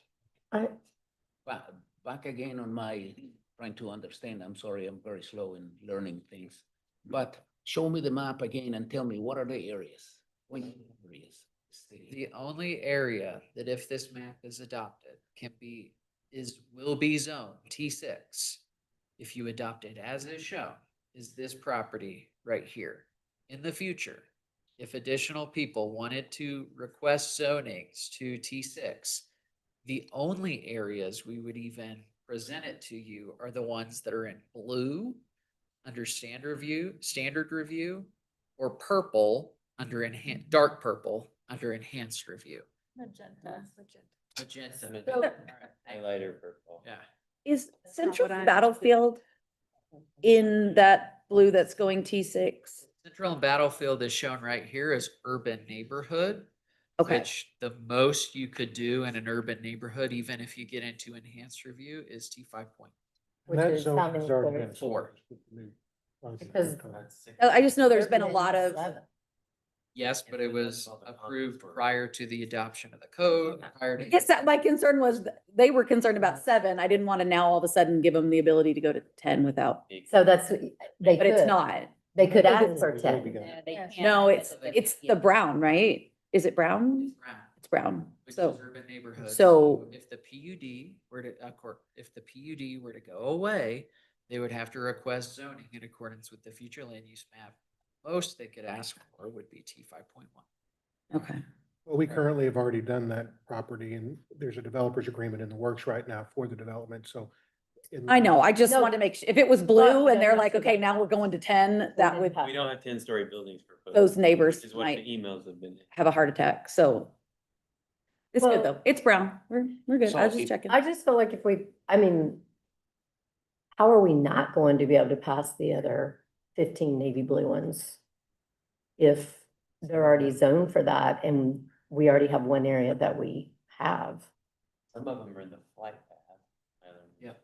Several. What I would, if that is a concern, if allowing T6 under standard review and you're concerned that, you won't have any ability to look at it, like one potential compromise would be looking at T6 as an enhanced review in both regional center and the urban corridor. That is one middle ground. I don't know that I would want to create a whole additional zoning district for 10-story structures, but doing it under enhanced review where you have to take a closer look, that could be one way to accommodate. that issue. Without having some, I'm sorry, go ahead. And isn't the whole purpose of what we've done with the land use is to make it predictable? Are we gonna continue making each one where it's not? I mean, here shortly, the 10 acres that we just failed has to have two zones in it. You would have to do an R1 and an R2 in the new code, which is something I'm gonna discuss here in a minute. You'd have to have two zones in it. And so, I mean, there's a lot of things that if you were gonna go down this road, would go through every one of these trisect zonings. And so, transect zoning, excuse me, thank you. I don't think it's unreasonable to really think through this and make sure we're being really careful with something we haven't seen yet in Bentonville, you know, and make sure that those are in the appropriate places. And, you know, I think we're doing our due diligence here to make sure. I don't apologize for that. But I do think this is a good plan, and I would really like to pass this with maybe the amendment that T6 only comes in with enhanced Over to review. Walton's an 8. I think we didn't put together the map with the codes until later, so we're still trying to work through the codes. The build, Plan that makes sense. the building on 8th Street, it is 8 stories, correct? On, On 8th. Yeah, the Yeah, existing building. Bentonville that- Plaza. Yes. So That was, So, yeah. Yeah, that is an interest. So we've had this discussion at Planning Commission in the past too, when we've looked at rezoning requests to like C2 or C3. The old code had a provision that I think is having the opposite of the intended effect that you would normally want. So it allowed for in C3 or C2, if for every additional foot of setback, you could go up 1 foot in height. So in a C2 or I'll use C3, it's the most extreme. If, C3 has a maximum height of 60 feet, but for each additional foot you set it back, which C3 has a 0-foot setback, you can go up 1 foot in height. So even in today's code, if someone had a deep enough lot and it was a C3 or C2, you could do an 8-story building or even taller than that. Now, often what happens is it can become cost prohibitive once you get above 75 feet and once you get above 120 feet because additional fire code requirements kick in at those 2 height thresholds. And in that location, I don't think anybody would argue that there's anything wrong with the height of that building, right? I mean, it's appropriate. Planning around that area right now, so if we remove the predictability of the T6 and those future land use, if we don't find a problem with it in these blue areas, I don't know why we need to force enhanced review on every single one of them. That was an idea. Yes. and if it was an enhanced review, then that's something that the constituents would be aware of, and they would be able to have an opportunity. Regardless of whether it's standard review or enhanced review, it still goes through the same zoning That's right. process. It's just the review criteria we judge it against, which the standard review, enhanced review is in Article 7. I'm So some still- the areas may zoning still has to win be and some voted may on. not. Some can still, and if they, I think that's a great solution to figure out what the constituents want. Would this body still have to vote on either one of the reviews? Yes. That's what I'm saying. It just no differently than you turned down the R2 earlier.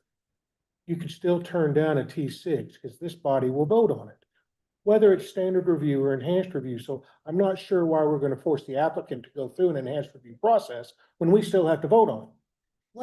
What extra is included with enhanced review? That's my question. What's the difference between the two reviews and does it have enhanced? Is it providing us the Provision. safety net that we think it's providing us here? Well, the question for me is, do you get to vote on it or not if it's standard review? Yeah. And we do.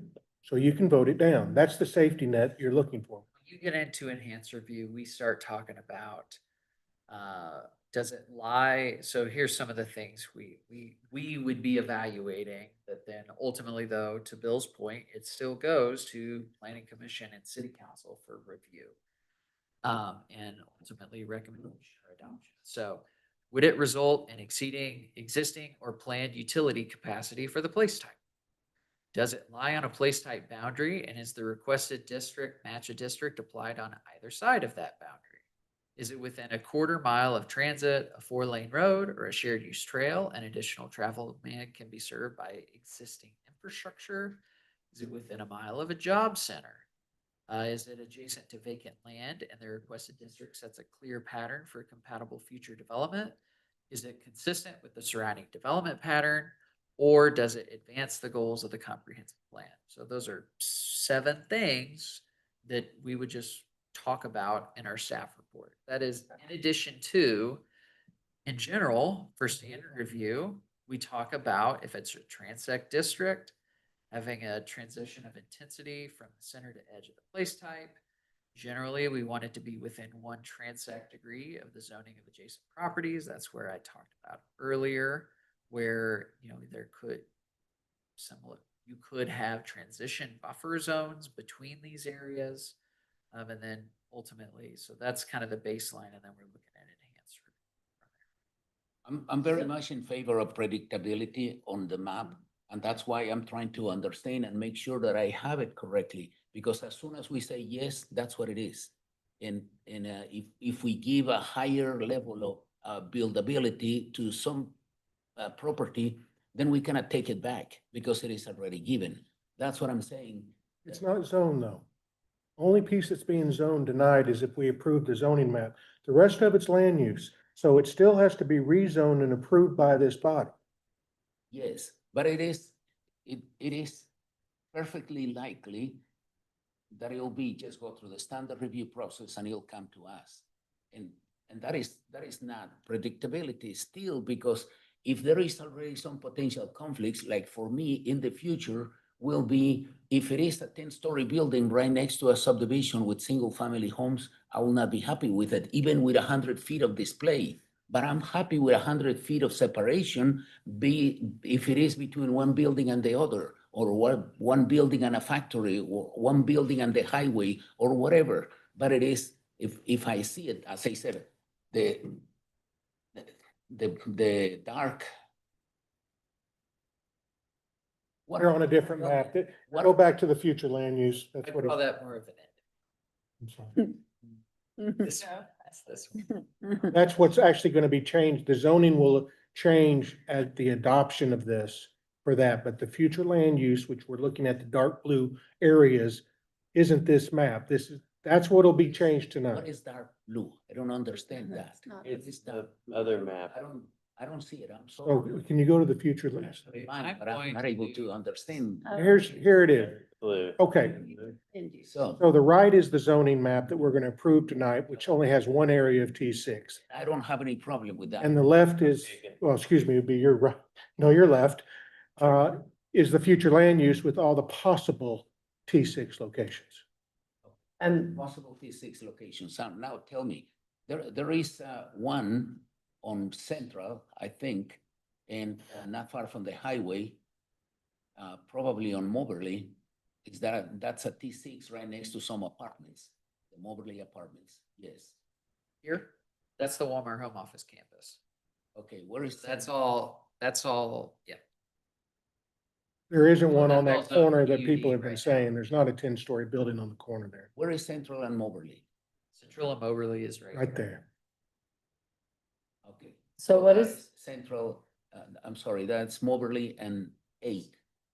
Moberly. One on the bottom. Central, One on the bottom. 8, Moberly. Uh-huh. And those are, That is, the train rails, used to go through there. Uh-huh. And that is essentially the computer center for Walmart. and David then hold on. Glass Technology. They can do 20 stories. I don't have a problem. But that backs up to a neighborhood. Yes, but it is a Backs up to street, mine. a street separating them. That's what I'm saying. Where are the potential T6s together with homes? That doesn't count because there is a street that separates them. Where they are together? You got here. You got here, but you already kind of talked through that area. That's the home office that you're on right there. This is home office, yeah. This is momentary and the surrounding vicinity.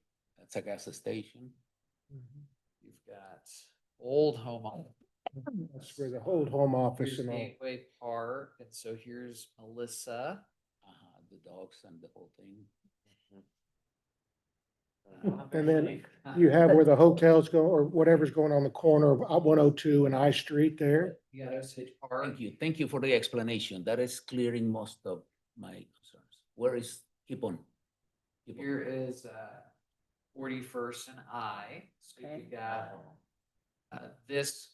So city owns this. Here's the animal services building here. Dog shelter. Community centers You're here. limited there because of the airport, so you won't be able to go up full 10-story and all that because of the airport. And you've got outside. Put a hole through the building so they can try to make the. Those are the ones that will have the automatic potential to become T6s, correct? Not automatic. We still have to No, approve it's it. not automatic. Automatic, that's what I meant. Standard review for T6s. Now, there are the potential or enhanced review for T6. What are those? This dark purple. Mm. So the urban corridor. This, I think, it was called magenta. Magenta. These areas, which if you look at where the urban corridor is located, you've got the kind of this vendor office space in here. Here's Northwest Medical down here. So you're near I-49, you're on Walt Boulevard. Where the clearing is and where the other hotel You've is and all the got 8th office. Street. Yes, it is. It's all common. 102, and then you've I don't got North Walt. Commerce or streets or airports or nothing. But the concern is something that it is called T6 right next to residential. Which would be if you look at North Walton. No, but as I said, those are not by right. Right, that's. That's enhanced review. That's the possibility, the pink, the dark pink or magenta or whatever. It is the potential to be T6. But the dark blue is what we are renaming now, if we approve it, the T6s. That's on our agenda here shortly to approve that land use. No, that's standard review. Standard. The only one we're approving is, just show them to Tyler group- again. it The only one that outlined- automatically would be 2.6 is the one up on the right-hand corner. Outlined in green, all that, right? Correct. So Yeah, no other dark There is no blue, other just that T6 Automatic. on this automatically, map. yes. I'm done with my questions. But I go back, I like the enhanced review for the possibilities of the other, if this particular one passes tonight, because I do think I like the criteria that you listed. I feel like those are things that are very valuable to the constituent. And I would be on board if we could look at the other T6s as having an enhanced review. Already gone through a lot of that to create those dark blue sections anyway, Tyler. That's what we've already done. That's true, and that is the Because projections of the flume are based upon, that model is what is now plugged into our wastewater model that Preston's team is using. So are you saying that if we approve the standard review that would come with the map, basically, then as that comes to us, then basically, rather than the department asking all these questions and doing the background, we have to do it on our own if those are the questions we want answered? Not Or any- necessarily. Well, either they're in the proposal that passes the planning commission, we either have an expectation that they'll use the criteria in the standard review or the criteria in the enhanced Yes. review. And I think that's where we're at, trying to decide on any kind of rezoning that's referred to us from planning commission, do we want them using the criteria that's in the enhanced review in their decision making and referral? I would rather developer know beforehand of the enhanced review than get to city council and us have the questions and be like, If you listen think to so. your that's all I enhanced, know. if you listen to your enhanced review, what is gonna be a 10-story building? And where it's gonna be a commerce center, it's gonna be at connector points, it's gonna have a trail system, it's gonna be where everybody, you're coming and doing everything that you're asking for it to be in enhanced review, it's only located in those areas. Because it is gonna be an employment base some way or another to have 10 stories. What are you gonna fill it with? If it's mixed use, you still have to do different zones. Well, if it is, and if it's in an appropriate place, then no problem. But it doesn't necessarily need to have an enhanced review for predictability for a developer. I mean, that's a lot of Um, extra thing, maybe. Tyler, you and I talked about a bit of a compromise on the kind of waiting to see how this conversation went, but I've got all kinds of compromises in mind. I just need to know what Yeah. direction we need to go. I think the T6 personally I mean, should be, we have a chance to vote for it either You way. could- You can get any information you want, anytime you want, on any project you want. And, we've worked really hard on this, and so I do want to try to move something through here. you But could we do did it, yeah, you could do it. talk you could about- leave it as is. You could do the 6.1 as ER and regional center. You could even look if the issue is 10, what does the height and stories need to be? Is it 8, 10? What is it? 99. Like there, so that is another, potential option. If 10's a bridge too far, does 8 work? no, not with the additional parking that's gonna be required. You're gonna have multiple stories of parking. 10 is barely enough in the future. And just putting it out there. So, either we agree with 10 stories and there's no other place but regional centers that and city centers that we're gonna have these. Not city center. Well, excuse me. No, We've all got to learn. Yeah, But if City, we- center, regional center and urban corridor Thank you. are the districts that allow it with the, Let me get my verbiage straight. you're all good. well, just looking at that map on the navy blue on Moberly, that is right next to R1. And that's what the height transitions are for. Like that is what they are intended to solve for, which we haven't dug Most of into us the weeds can't. with that. Yeah, so it could very well. Well, even if a property were to be zoned T6, you still have to provide for adequate height transitions, which is listed here. So if it's adjacent to R1, you're limited to the R1 maximum height within 50 feet. Between 50 feet and 100 feet, 2 additional stories not to exceed 30 feet above the R1 height, maximum height. If it's adjacent to T3, T4, it's limited to the maximum height of the abutting lot plus 1 story, not to exceed 50 additional feet within 50 feet. Between 50 and 100 feet, you are allowed 2 additional stories, not to exceed 30 additional feet. So what does that look like in practice?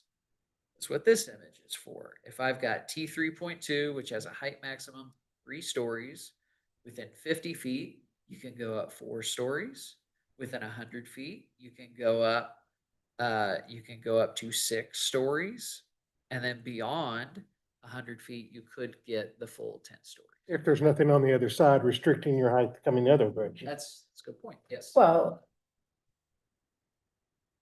I mean, basically, I mean, you're that gonna be could have building the got tallest in the up to center of the one. property. like I said, I wanted to point out the building that's on 8th Street is, Which is 8. that actually can be, and I think they were trying to do these transition zones to account for that.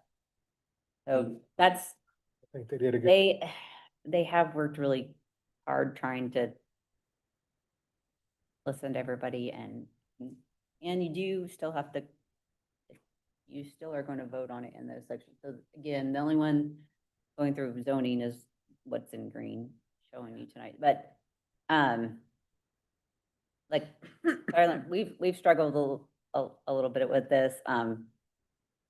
Again, some of the compromises Tyler and I talked about is 8 stories, is that a compromise going from 10 to 8 that everybody would feel comfortable, but you still are going to review that. Just based on all the conversations we've had, and the 8-story seemed to be something that most would get on board with and on. Are you saying not do it 10P6. 10-story? So, well, that Anywhere? was if That the is compromise an in, option. One compromise would be instead of the max being 10, it's at 8. Or I think that would be a significant failure. In reality, an 8-story versus a 10-story next to a single family home, what, is there any difference? You won't be able to build that story next to I a don't single understand. family and house either way. have the transitions, that's what I was trying Fine, to but point we're out. talking about dramatic, but So, Yeah, 100 foot away, what's 2 stories? I don't think it's gonna make a difference. no, and that's the conversation, I'm just trying to put some Personally. things in front of you of, and how they got there, and okay, yes. We talked about 10-story a long time ago. This is even a new concept. As a matter of reference, the Empire State Building was built 95 years ago. 95 years ago it was completed, and it has 102 floors, built 95 years ago. The tallest building in Dubai, which I visited a few years ago, has 163 floors. 163. So if we are talking 10, that's peanuts. We have 10 stories in Little Rock that were built over 50 years ago. So I mean, it's, 10 stories. yeah, there's 10 stories in Rod, yeah. If we're gonna grow to a city of 250,000 people or whatever the number might be, we're gonna And we need the tax base. need to have desperately. 10-story buildings in certain places. again, you have what's in front of you, I'm just, Tyler and I had talked about We're a gonna have to couple of be things that we realistic. could, if we wanted to listen to your conversation, and so we had talked about a couple of things that we could, but. so, Well, I mean, it's I'm up to, mentioning those to you. In my opinion, the dark blue areas have been vetted for this specific purpose. We have protections for this single families with the height transitions. And it also has to come back here. If there's something that is not, that sticks out, that's odd, that hadn't been thought through, it still has to come back here. So I don't, blanket saying everyone has to go through enhanced review right now doesn't really make sense to me. Again, I would rather them have the expectation up front We than just to wanna wait till make they it got more here. difficult to- do we want to But if take, they know up front, they can plan for it. do we want to make a hand vote so he can have some direction on this one subject? Can we do There's a that? lot of things to go through in this document. Should we say or let him know, do we want the body majority feels that we change it to enhanced review, or we leave it standard review and count on the vote? the best way to accommodate that. Is that all right with you to just, You can discuss what you're on the public record. we got a lot more to go over before, we're not before we adopt this, but this is just one segment in this whole document. Be a very rare thing, right? Like this, hopefully, I mean, so I just doesn't seem like requiring enhanced review is unreasonable. Well, I would say that, As For we if you're grow, wanting to do the full, I think we'll have more pressure on us as we grow and we continue to try to develop these, we can either continue to let, Said we want to go higher, but we have to consider the constituents that we have in this community now, the people that live and work here, and what they feel about the city and how it grows. So maybe in 20, 30 years, we still have a lot of pressure on us to go higher. We don't necessarily have to do it now. I just, for those that remember when we lost the Scottsdale deal and all the retail went on the other side in Rogers and we lost all the tax space. And for those of us remember that when the towers went up in the vendor community and we didn't allow any of that construction here, or we didn't do our infrastructure needs, all the tax base goes to other communities. We struggle with our road improvements because of our tax base. We don't have the tax base of the communities that went forward in knowing that these were going to be in high demand. We have the largest influx of Fortune 500 companies here supporting the world's largest retailer. We have the best, we'll have the best medical. We have great schools. We have a new school coming. we can either engage and have these things developed here in our tax base, or we continue, which I've watched for 30 years, continue to go to other municipalities where they can build a roundabout every 100 feet. They have the money to do basically what they need to do because their sales tax and their tax base far exceeds ours. So we can continue pushing that development to other locations, Pinnacle, Rogers, wherever it may be. Or we can, at least to a 10-story level, acknowledge that that's going to be necessary in the core areas and try to gather some of that and create that experience here, which will have mixed use, will have all these things embedded with it, and also create a tax base for us that we can actually support the infrastructure to bring all these people in. So I think it would be short-sighted. I've watched it happen so many times before I was on this council and pleaded with this municipality to not do it, to please engage these people, to bring the businesses here to our side, to our municipality, so we can have the tax base, and instead we didn't. And we now have not been able to catch up since the day that happened. But So- it's not so bad that people quit moving here. In fact, they just keep flocking here. So I don't Yeah, know. it's that- not so bad until It's you there. can't support it because we don't have the tax base. They still gotta listen to the constituents and the people that are designing their city. Well, then you can vote on the zoning. Absolutely. Vote no on the zoning. I think the code is the result of a significant effort by the city personnel, Tyler and company. And my only consideration, my only concern had been about the height of the buildings, not of my own idea, but ideas that came from citizens and the residents of the city. And that's why I came deep into it, to my understanding, to see what is the impact of having 10-story buildings. Are they gonna be next to a 1-story home? No, that is not the case. And it's gonna be separation, preferably by blocks or by at least a highway in between or something like that, big time, which is the case on all of the properties that I saw. There is a motion on the table to approve the community code as it is today. Well, I have some additional questions, if that's okay. There is also a second. So if we are done on this item, on this particular subject, let's go into the next set of questions that Bill has. I'm just trying to give Tyler guidance on this subject matter, so he knows if he needs to do something or not. If not, then I can go on to my questions and we come back to this. Okay.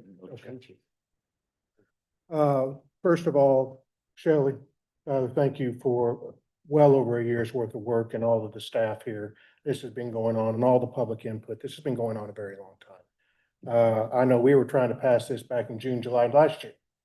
And it's continued to move on and more public input. So my questions have to make sure that I understand thoroughly on what I'm passing. There's some questions that I have, but it's not to say that the hard work that all the team has done, particularly the staff and you, Mayor, and everybody involved trying to bring this to this point.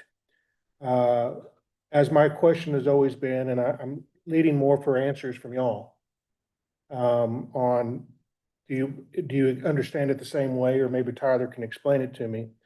I first want to ask about the utility locations. So Preston, maybe you can help me, or if Travis is here, that would be great. With the new right-of-way layouts, they work, basically we end up between the easements required if you don't have an alley, between the easements required and the setbacks from utilities and the separation, you end up with basically the same amount of distance to your easement lines that you do now.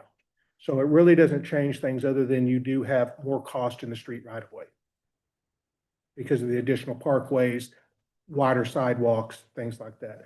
Most of my comments are going to be about residential because that's my biggest concern, is for the bulk of our housing and how do we maintain some affordability in our housing. So I'm really focusing on 10 acres or less because that's the smaller projects that more people can do in today's prices, and how this affects those projects and what will it do to the housing cost within those projects. The utility layouts seem to work. on these. I did have a question though, because we really are promoting alley construction in most of this zoning, but I don't see a fixed utility diagram like I do without alleys in any of the road cross sections. So like if we have an alley, where's the electrical gonna go? Where's in the back, like we had talked about? But I don't see any of those in any of the descriptions that I have here, any of the alley related utility placements. It just gives me a generic discussion topic. So have we not been able to get a fixed utility layout for an alley layout? Not for dry utilities. Dry utilities meaning So communications. So even electric. previous, yeah, even previous drafts of this that had a alley utility layout, the intent was it would be dry utilities in the back, Yes. wet utilities up front. So water sewer, we've worked through all of the utility layouts with water sewer. If you want to put utilities within alleys, on street right of ways, like if you want to do trail oriented development and want to put utilities within a trail, or if it's for, infill where there is well, when I say infill, that is more specifically defined as like your downtown where we have tight utility constraints. That's where we have what's called a, infrastructure coordination conference that's scheduled where those issues are worked out, hosted by planning, but it's worked out between water, sewer, electric, transportation for non-standard utility layouts. I would like to see, not necessarily for the passage of this, but to have a defined utility layout.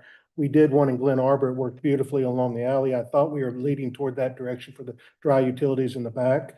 But to have, since we have such a change in our right of ways and what we're being demanded on, it would be nice to have that predictable as well. So I'm not sure why we couldn't move that needle to the final point, but if we could, that would be great sooner rather than later. That's been a big conversation over the last 5 years. Everybody has to go into a conference to have this discussion, so forth and so on, instead of just like you've done in the front. It should be able to be done with the alleys. And so it would make it a lot easier just to have that layout. You know what you have to do. Then you can determine your footprint just like that, and you don't have any other questions. So I would ask that that gets more predictable when it regards to the utility layout. Last question on the utilities. On your water services, Travis, and this would only relate to where it comes to hydrants, because you're separating your yard lines on either side, your water on either side. This is on page 190 for an example. It's not the intention on other water lines where you could still do a double meter set. Because in this case, you couldn't come through because of the hydrant, so you'd do a single meter set on each lot. So but it doesn't show where you don't have a hydrant where you could still do a double meter set. Yes, this is typical layouts, but based on single or double installation of services, we're going to refer to our utility specification. Okay, that are current, that we currently. That we currently- able to- yeah, that's why correct. these are labeled as figures, not tables. Yeah, so it's kind of hard to meet every situation in a diagram, and it's kind of why we kind of landed where we did on the alleys, because, if you have alleys in the house, in the back, you're gonna have garages going to the back. So then what's the distance from the garage to the alley? What's the width of the alley? That's defined. And so all that, so we didn't think it was a big ask. If there were big developments of tracks bringing alleys in, to bring the owner, the developer in, and let's discuss that. We're Well, not saying we're against it. we've done We're it. just saying it's not a big ask to come in and discuss those things. Well, we've been able to, y'all have done a great job on sewer and water. I mean, you've gone even to the amount of distance to the overhang from the pedestal of the electric in the front. So it's not like we haven't done hard work on placement. We're only talking about putting a couple utilities in the back. You would set a minimum for the driveway parking for the garage like we did on the other example that I gave. But I would like to see an example, a hard example of what an alley configuration would be, the distance from center line, the distance for the easements. And that way you knew how far that driveway had to be and what your easements had to be. So you could pre-design it. Most of us design these things before y'all ever see it. And so it'd be helpful if we knew some parameters, or here's your best practice of these utility layouts would give us a head start. But that's the only, Even on these drawings, like I know there's the 7-foot easement on the one I've got on the screen right now. That's to account for the 7-foot clearance from primary electric. if I were to lay this out, or if you were to lay it out, the easy fix on this one is if you were to swap the telecom and the electric location, then you just have to provide for the separation from telecom to electric, electric's up front, then You- telecom, and then that easement. You goes can't away. because of the distance from the back of curb, the primary and the transformer box. From my understanding. Yeah. So if you look at this, we still end up, I mean, the right of way distance, and when you're talking about the clearances, we're still at very similar to what we had before with the enhanced cost of the planners. But that clarified my utility question. If we could address that, it doesn't have to be addressed tonight. But I think it's imperative that it is addressed. If you can go to all the trouble to do it, a layout of all the utilities in front without an alley, the alley only makes it easier because you have more places to put it. So why couldn't we just finish this discussion and be done with that for our Uniform Development Code? We've been having the same conversation for almost a decade about utilities and alleys and rears. And so can we just finish it? That would be great. So I'm gonna try to go through this and talk solely about residential. There are a few things in the commercial area in the later T zones that talk about 12 foot inside your building that you have to give up for basically what I would call an experience zone for whether it's museum or artwork. But think about every building that you build, you're giving up that lease space. Are you talking about the ground, the active uses? Yes, the active uses on the, I'm just trying to leave commercial behind here for a minute. This is the last thing that I really don't understand is your size of your building on your forefront, I guess is how you say it, forecourt and demanding 12 foot of your area as you step into each building to be, what do you call it again, access? Active use. Active use. I could see an entire area, maybe defining one building, if it's a large building of, that's your foyer area that would have that, but requiring everything 12 foot. It seems excessive and you're taking away viable rental property to make that property viable. I'm not sure why we're demanding that on every single floor. It's only on the ground floor that. Right, no, require the I active get it. uses. I get that. And that could be entrances, lobbies, reception areas, like it doesn't have to be just commercial. But It could be shared space. do we have to specify that it has to be 12 foot when somebody could do 11 or 10 or 6? I think we should leave it to the developer. It's like exhibits, exhibits is one of them, you could, but it's creating a space there for other than maybe necessarily leased up space. It's for the developer to build something that it may not be necessary. In some cases, it will be good. That's what I'm saying. If we leave it to the developer to do 1 foot or 20 or whatever, let them have it. Then Across you- the whole ground floor, I'm sorry, go ahead. No, well, the only reason you would want to specify some kind of logical depth is otherwise if we just say active uses must be incorporated on the ground floor at T5 or T6 buildings. The developer could feasibly have a 1 foot deep space and say, yep, this is my art gallery space. And then they would meet the requirements. So Let you them- have to have some Yeah. reasonable. Let them have it. That should be enough. So we want to make sure that we have an exhibit space or basically a storefront, 12 foot deep interior to create these spaces on every ground level across the board, Only within a build to zone and only in T5 and T6. which is most of your commercial zones. We also have highway commercial or general commercial. The space is gonna be built into the building. Otherwise, the building doesn't make sense. You're not opening the door to the. To the office. Street. So it has to be it has to be a kind of an entrance over there. Let them design it in the way they want to. I'm just curious, I mean, I'm just making sure I understand. This is for the entire length of the building that is fronting that scenario. All of it has to be that way.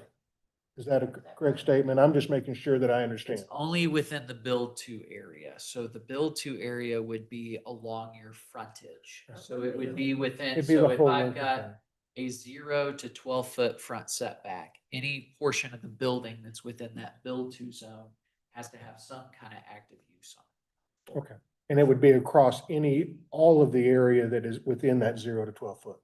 only on the ground floor, but Right. yes.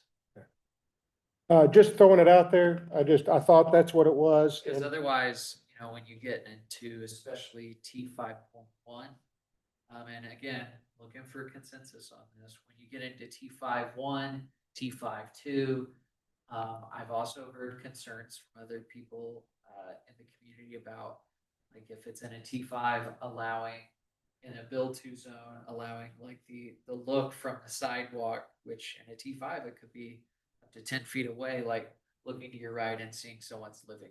That's part of why you have these build to areas built in.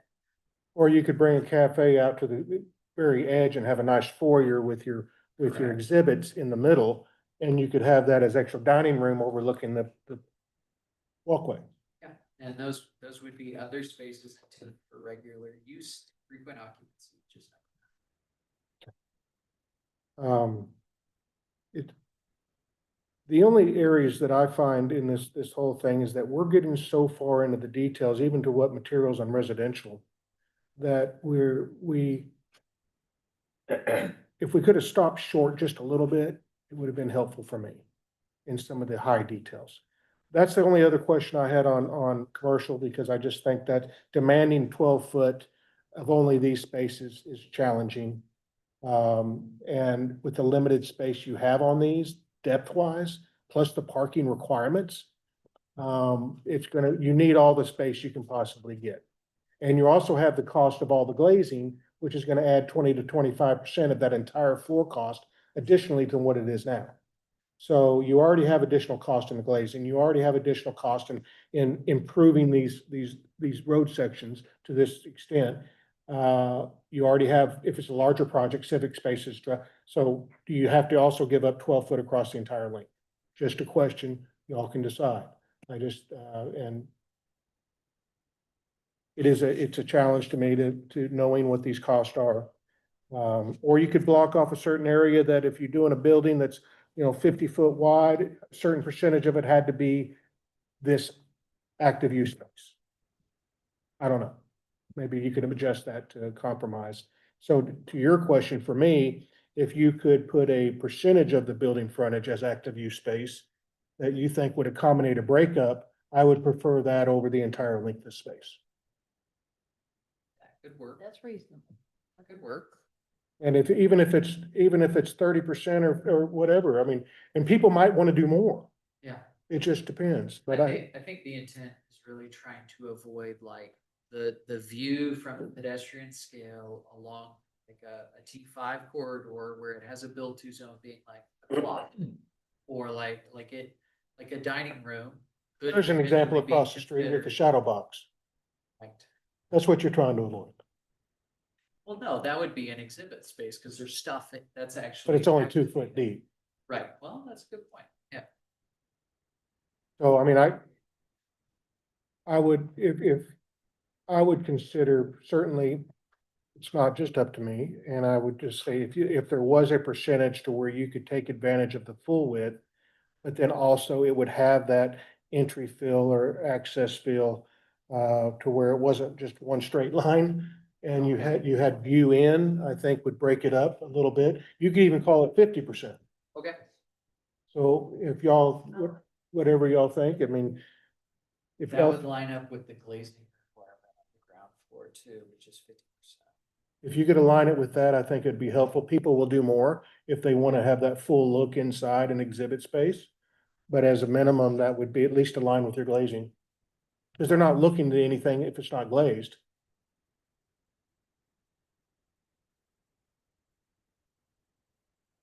I'm very confident that the architects will design a building that incorporates those elements. So Sure. There's no need for us to indicate it. And if it is 50% instead of the whole thing, I'll go for it. And if it's 50% glazing, the rest of it's wall, right? You're not looking through it anyway, unless you have this provision. I'm not sure how that would work if you don't have glazing then. How would that work? Wow. If you only have a 50% glazing requirement, how would they see in the other areas? Good point, Bill. Well, we can map it up that deeply. So aligning it with glazing probably makes sense. So I would like to get down, and so I'm gonna try to just narrow this down to 10 acres or less. You get over 10 acres, you get to 20, 30, 40 acres. It makes sense to have a minimum of 2 zones above 10 acres. But to our discussion earlier, imagine if you tried to force the person that's trying to do R1 to do 2 zones. And break that up into 2 zonings in that 10 acres or less. Over that, I get it. Under that, your restrictions of what you're dedicating already under this new plan and what you're being demanded of is challenging at best to make a project, which is going to be the typical size, if not less. But 10 acres is fairly feasible still for independent builders and developers. At least it's kind of my range without having to get other equities and different things. So there's a couple things that comes into 10 acres or less that I would like to go through. And how the POA and their own homeowners are going to afford this. So we have civic spaces. So we're going to have 10 acres, are going to have civic spaces required. Yeah. Okay. So civic spaces are a mandatory space proportional to the size. It's not just a green space. It's not just a yard or areas that's not suitable to build. It is a defined within the core of the neighborhood. You also have a mid-block trail that's demanded, has a 20-foot easement, plus the trail, plus landscaping on both sides of the trail all the way through. So you have a combination of, even on the smallest one, 11-foot planters on both sides of the street that has to be maintained, kept up, irrigation. City's not going to maintain all these within the neighborhood, so it's going to have to be the POA. You're going to have to maintain the civic space. You're going to have to maintain the trail space. You're going to have additional screening requirements that's better than just evergreens. And you're turning a 10-acre site to having additional cost. Landscaping with the screening and the new landscaping requirements will be 15 to 25% higher. The phasing, we won't get into phasing at the moment. Professional fees will be up by 10% because of the additional cost of your street, your tree surveys, plus the phasing surveys. You'll have infrastructure because of this additional infrastructure of sidewalk widths, planting areas. You'll also have probably, I'm using 250 as a cost, 50 to 500 was the range I got from the engineers. I'm using 250. This is a 10-acre site. So just to give you a round number, on a 10-acre site, assuming that we're only doing, say we can get 12 units an acre. Now that's what it would be allowed for. Just, I know we don't do units per acre, but say, to your point, you got that. Wastewater fees, $2.3 million, not including old impact fees. Okay. Your street construction based on the new footprint of the demand is another $250,000. Sidewalk and streetscapes, furniture, trees, lighting, everything that's required is another $250,000. We'll skip the glazing because that's more for a commercial. Professional fees will be another $60,000. Civic space mandate will be $100,000, depending on it'll be $50,000 to $100,000. Now, say you develop that and that can fit in your home prices. Now, we are demanding people to give us civic spaces, give us trails. Roads is one thing, sidewalks over 5 foot is another, but we're demanding people in the small neighborhoods to now take on an ownership of something that is really for public use. We're asking them where POA dues for anybody that's trying to build an affordable or live in an affordable neighborhood to have much higher POA dues. The average contract without all this is around $60,000 a year for an average 10-acre site. That's not including any of this stuff. So you're talking about POA dues that'll far exceed what they do now, which is going to be another payment they're going to be required to make. All of this is put on the neighborhood. It's not put on the city. It's only put on, first the buyer has to pay more for the house to accommodate this, pass through with margin. Now you add up all the fees that we've got on a 10-acre site, 12 units an acre, including the capacity fees, not including existing fees, is an additional $3.4 million on a 10-acre site.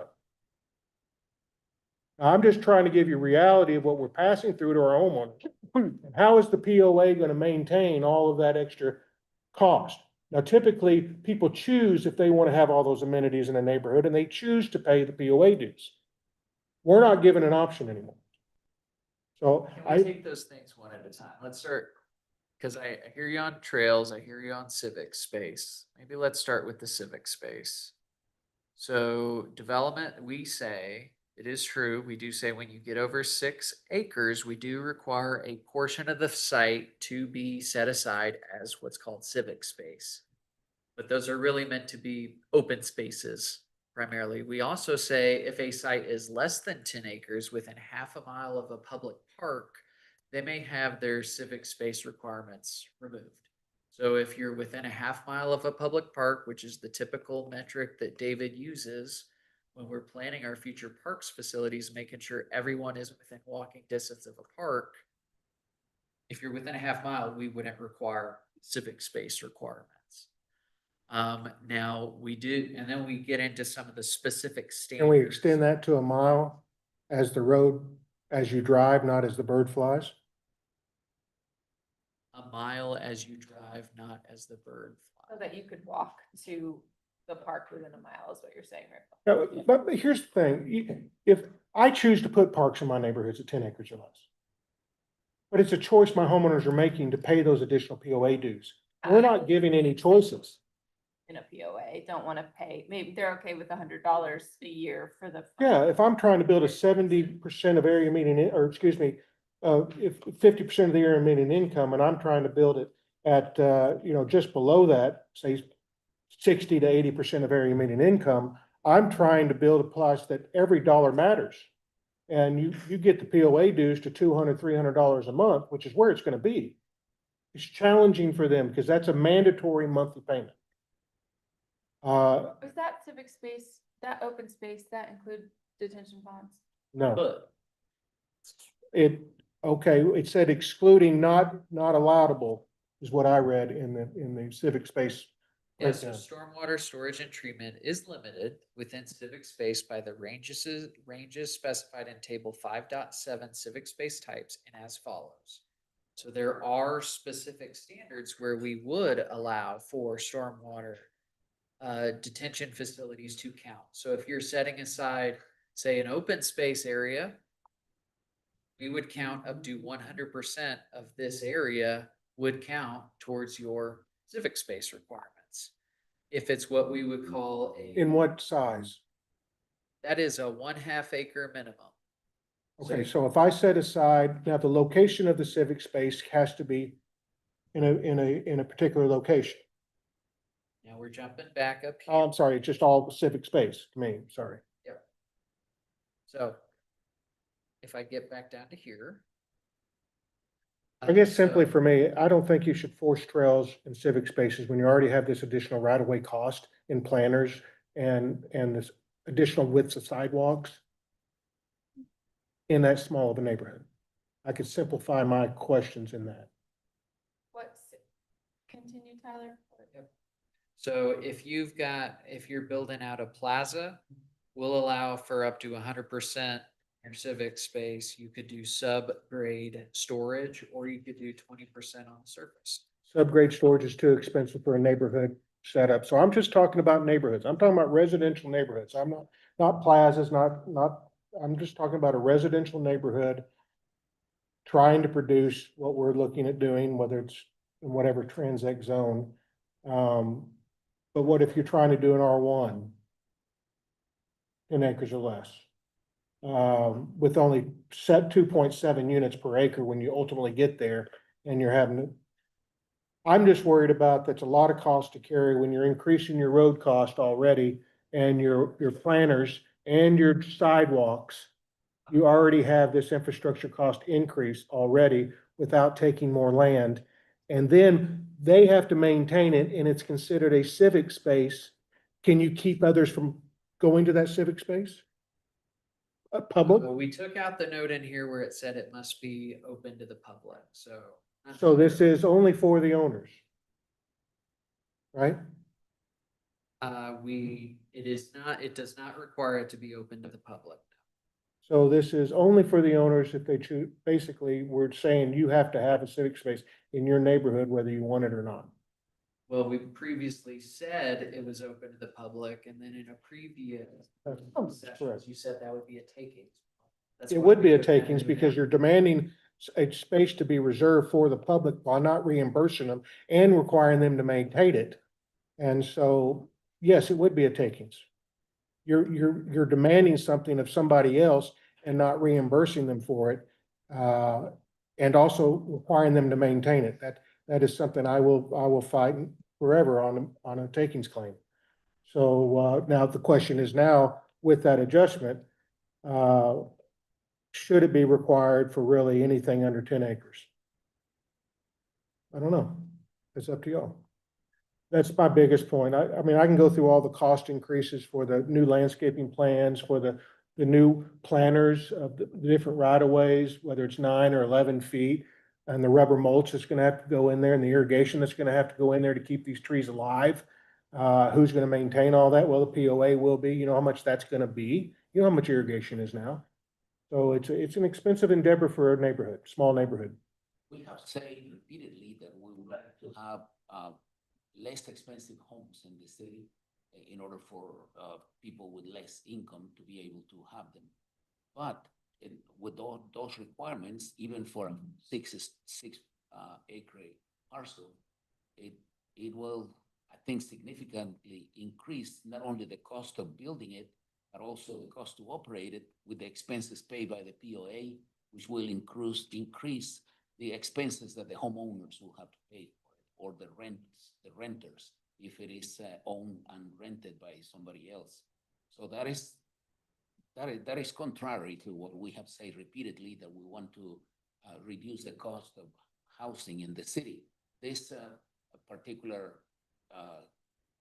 chapter of the code, and the way that Bill has presented it now, it clearly shows that we are making it more expensive.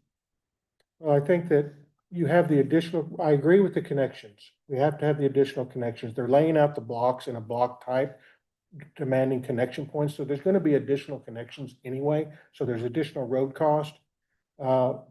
If you're going to do this format inside these small neighborhoods and these right-of-way designs, which yes, it will add more cost, but if we continue we're dripping it in the wrong direction, additional cost over time.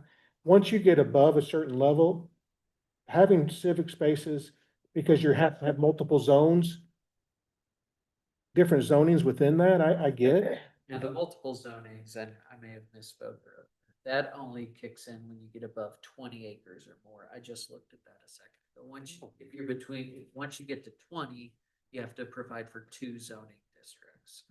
Now, can we park the civic space? Because I'll be honest, civic space is both for Bentonville and Rogers. It is probably the single code section that has gotten the most feedback in both of those communities over the course of the last however period of time. But I do want to say on streets, you may have noticed that the neighborhood street on page 171 that allows for a 22-foot face of curb, which was eliminated as a local street section in the master street plan, it is back with a 45-foot wide right-of-way, which would accommodate a 5-foot sidewalk on both sides, a 6-foot 6-inch green space, which that could be a continuous planting strip where you would plant your trees, and 11-foot drive lanes. Yes, under the That's back. under the neighborhood side street, yes. Correct. 45 Which would be foot. an R1, which would be allowed in R1, T3, and T4. Yes, so that allows this to have the offset of the cost of the additional planning and irrigation requirements down through there. Correct. Because your utilities still go out. You still have a footprint there that goes out further if you lay it all out based on the designs of the utilities. But it does allow, so if you do this street in a neighborhood, you will have additional cost in the plannings and irrigation, but it's not near if you have to add all the other aspects to this. I like this typology for a small neighborhood. I think it's great. I think the utility layout without alleys works on this typology. What, Bill, let me ask, because I may be ignorant to this. What do you do with the front yard tree and the right-of-way tree that we require to be planted today? Do you Well, irrigate not them? all Do the you neighborhoods. maintain them? It requires the homeowner to water the tree. Right, which is what we would do in this scenario, because this is a neighborhood street. And type. unfortunately, They don't always. And then they die. and we're holding the developer to maintain that for longer than property, but, yes, in the streetscape like this, if you will have, if you're gonna irrigate it, then you will have to have the additional POA dues. You can force the owners to water their own trees, which we did in Glen Arbor. The entire neighborhood has to be watered on their own because they couldn't afford the additional POA dues over all the parks that we had and everything else. They have to water their yard.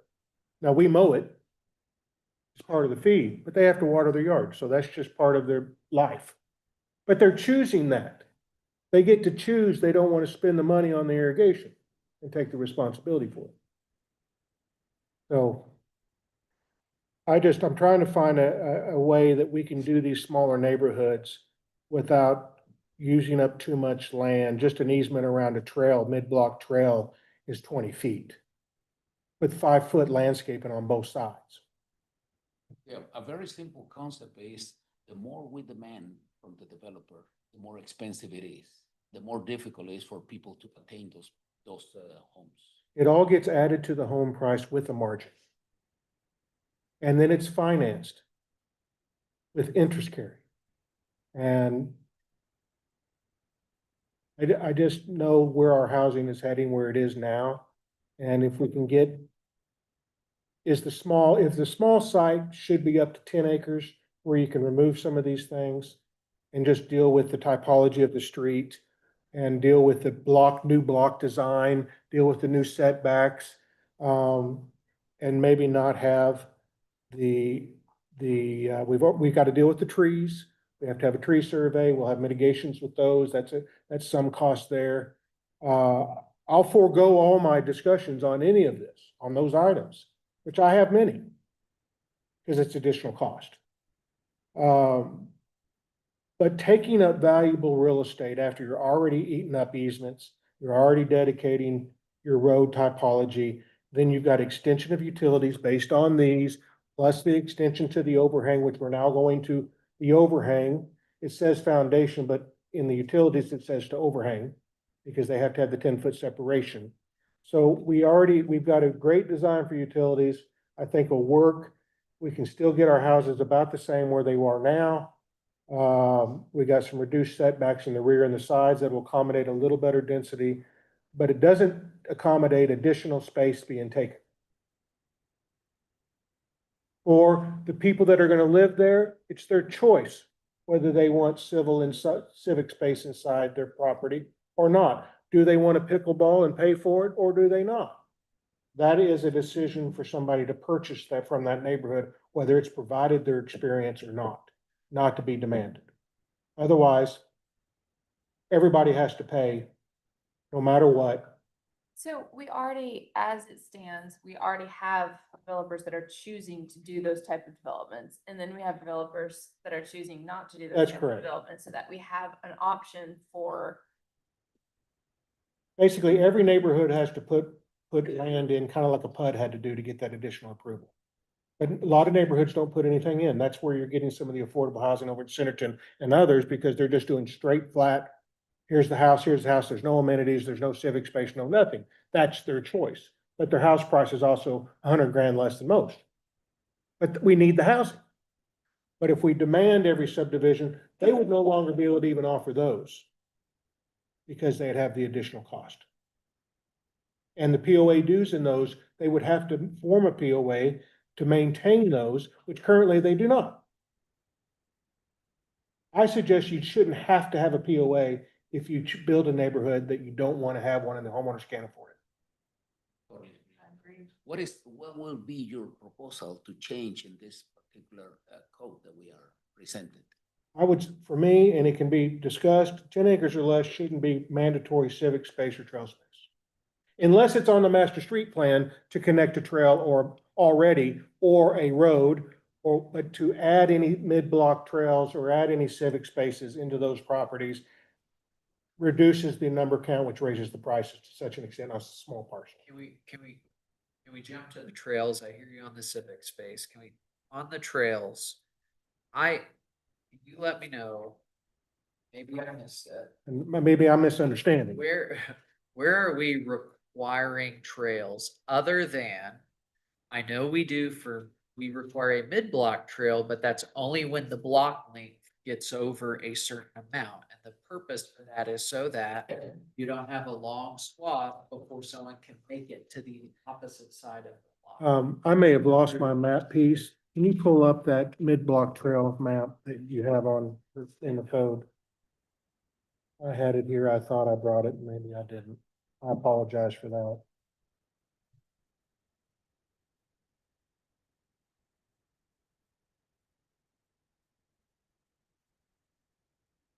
Now, I will preface this. A lot of people may think this is personally driven. I have zero on the books in development or in the foreseeable future period because I can't afford the cost of it. I can't develop in Bentonville anymore right now. So this is about housing prices. And whoever does it is going to still have the same cost increase and the same margin. So this isn't about me. I don't have anything on the books, period.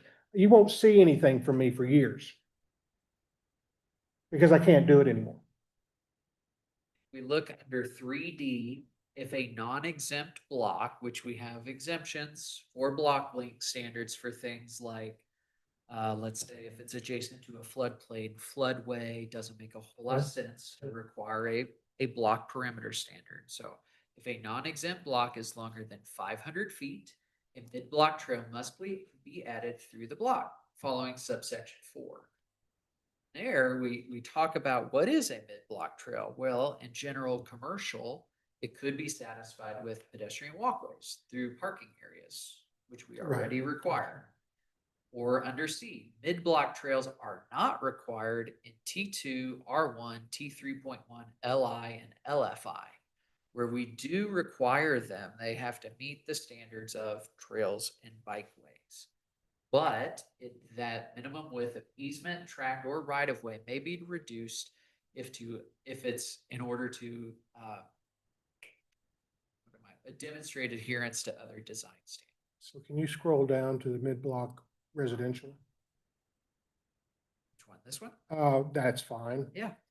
So if you have a 10-acre, more than likely you're over 500 feet. Is that a pretty fair statement? Well, or you could break up your block structure with streets or major driveways. Well, you have streets there, but so mid-block. Another way to do this would be if you were to, instead of that being mid-block trail, you could break it up with an alley like what's depicted elsewhere, or more of a pedestrian walkway. You could break it up with other types of rights of way. It doesn't necessarily have to be a mid-block trail. It I'm could just even trying be not to lose the 20 feet in a 10-acre parcel. You could also reduce the size of this block or the length of the block accordingly. And the length of the block will be determined by the parcel. So a block length is 660 feet, right? Streets, civic spaces, and trails delineate the sides of blocks known as the block perimeter. So it's your exterior rights of way. So again, if it's a residential neighborhood and it's over 500 feet, unless I do something else there or throw an alley in there or something else, you're going to give up that space one way or the other. You would provide for some kind of mid-block connectivity, yes. Now, in Glen Arbor, it didn't matter because that was my main boulevard.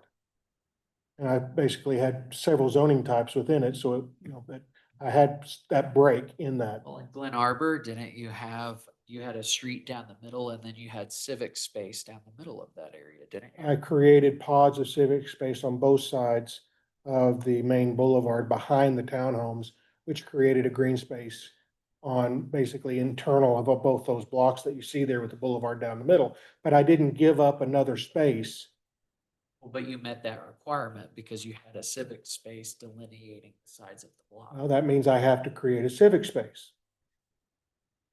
Have to, that's what I'm saying. I chose to. But if I don't do that, I would have to do a civic space inside those, so I still lose the area. That civic space serve as, drainage. It can. I think what, I know my big ask in this was, It's not that. was the drainage piece to, and if we can incorporate that and it can be considered civic space. Pretty green space. And that was, I mean, we have flooding and draining issues across the city, and I have documented those for you all, and that's one of the reasons I think this was developed as it was, is to try to address those issues and allow that civic space to serve as areas. Well, it says specifically that it cannot be, and I'll find the language that, under the definition of civic space, that it cannot be, that solely that area, so I'll find it here, but I'm sure you know where it's at. But it specifically requires it not to be solely that drainage space. Well, we can look at that, but like I said, I think Why do we need to have the it? original intent was to be able to allow that to be civic space, but to serve another purpose, which is What is the drainage. other purpose?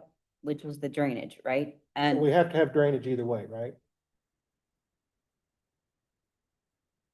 so again, and you can put it in, I mean, there's gonna be a cost in that, but you need to make sure you're putting it in, right? Is the issue bill requiring civic space at all, or is it the threshold at which we start to require it? I think that once you reach a certain level of development, you have the ability to spread the cost over a much more higher unit count. And the larger the project, probably the more, to your point, creating these open spaces is more of a need. I'm trying to find a way to still develop for this community, have an option for people and choices for people for housing that maybe can't afford all of this in their POA dues. And if this is not open to the public and it's only open to the neighborhoods, it should be a choice, not a mandatory item. So I would say it's the size of the neighborhood for me, Tyler, Okay. that if the neighborhood was less than 10, because if you think about, even in your zonings now, R1's 2.7, you're gonna get 27 houses. Carry this cost on 27 houses. If it's, say you can maybe get 10 units to the acre, you're carrying it on 100 units. If you can get there, it maybe be more feasible. I got 6 units to the acre with 3 zoning types at Glen Arbor, and they say I can do more. I don't know how. And I got 120 units and 10 acres. It was equivalent. No, I got 6.6 acres to the acre. Because remember, the remaining developable property, as soon as you plat this, the usable property reduces dramatically by all your right of ways, exterior right of ways, exterior sidewalks, easements. You reduce immediately your buildable area. So if you think about what that is on your buildable area, once you get under 10 acres, it's critical to use all the space you can, especially under the new block rules. I think you have more flexibility when you have multiple zonings in larger parcels, but you can't do that in a smaller parcel. It is for me just weighing the fact, do we mandatory increase cost in these small neighborhoods and the POA dues, or we allow neighborhoods to still be built where it's not, doesn't have to be? Is the language civic space the problem? Like, if it really is just open space, green space, drainage can be in lieu, like, I mean, I could, is that like, because it seems like requiring drainage space or green spaces. I could live with. I could live with if you were to change the threshold to 10 acres on civic spaces. And then under 5, where it says sites less than 10 acres, as opposed to increasing the distance from a public park if it was sites less than 20 acres. acres within a half mile of a public park may have their civic space requirements removed. That way, we've, just like what we had before, we've created a two-tier system. If it's less than 10 acres, we're not gonna require civic space. If it's more than 10, we require 5%. But if it's more than 10, less than 20, and if it's within a half mile of a park, we don't require. I would concur with that. I think that you have more density to work in. Anybody building an experience of that size, of that many units, is gonna need a park setup, which would satisfy that. Is there a downside to that? Like, what would be the, I mean, it would mean less developments where we have civic spaces, but honestly, like 10 acres, that's, I mean, that's gonna hit a lot of your like infill development. But then your greenfield, to where Bill's point, where they have enough space to make up the civic space, where 5%, yeah, they were probably already having to set aside 10 to 15% of their site for drainage anyway. we have to have a detention pond the anyway. drainage is already, And I think, like I said, my intent was that okay. With the amenities that drainage have to can come. be your civics, I mean, that it can dual serve, but Okay. Yeah, that seems like a reasonable compromise. okay, I think so. will you repeat what you're doing there? Yep, so E1A1 would be sites under 10 acres, no civic space requirement. A2, sites over 10 acres include at least 5% civic space. And then A5 is sites less than 20 acres within half a mile of a public park may have civic space requirements removed by the director. That sounds reasonable to be able to do. I was trying to bring in, resist some of that cost both to the owner and to the POA. Would you have to take back those changes to the planning commission? Can we just approve them? I think I can explain that to planning. It's so minor. I think my goal is here is not to take, there's a lot of, getting this addressed. And so I certainly appreciate everybody's openness.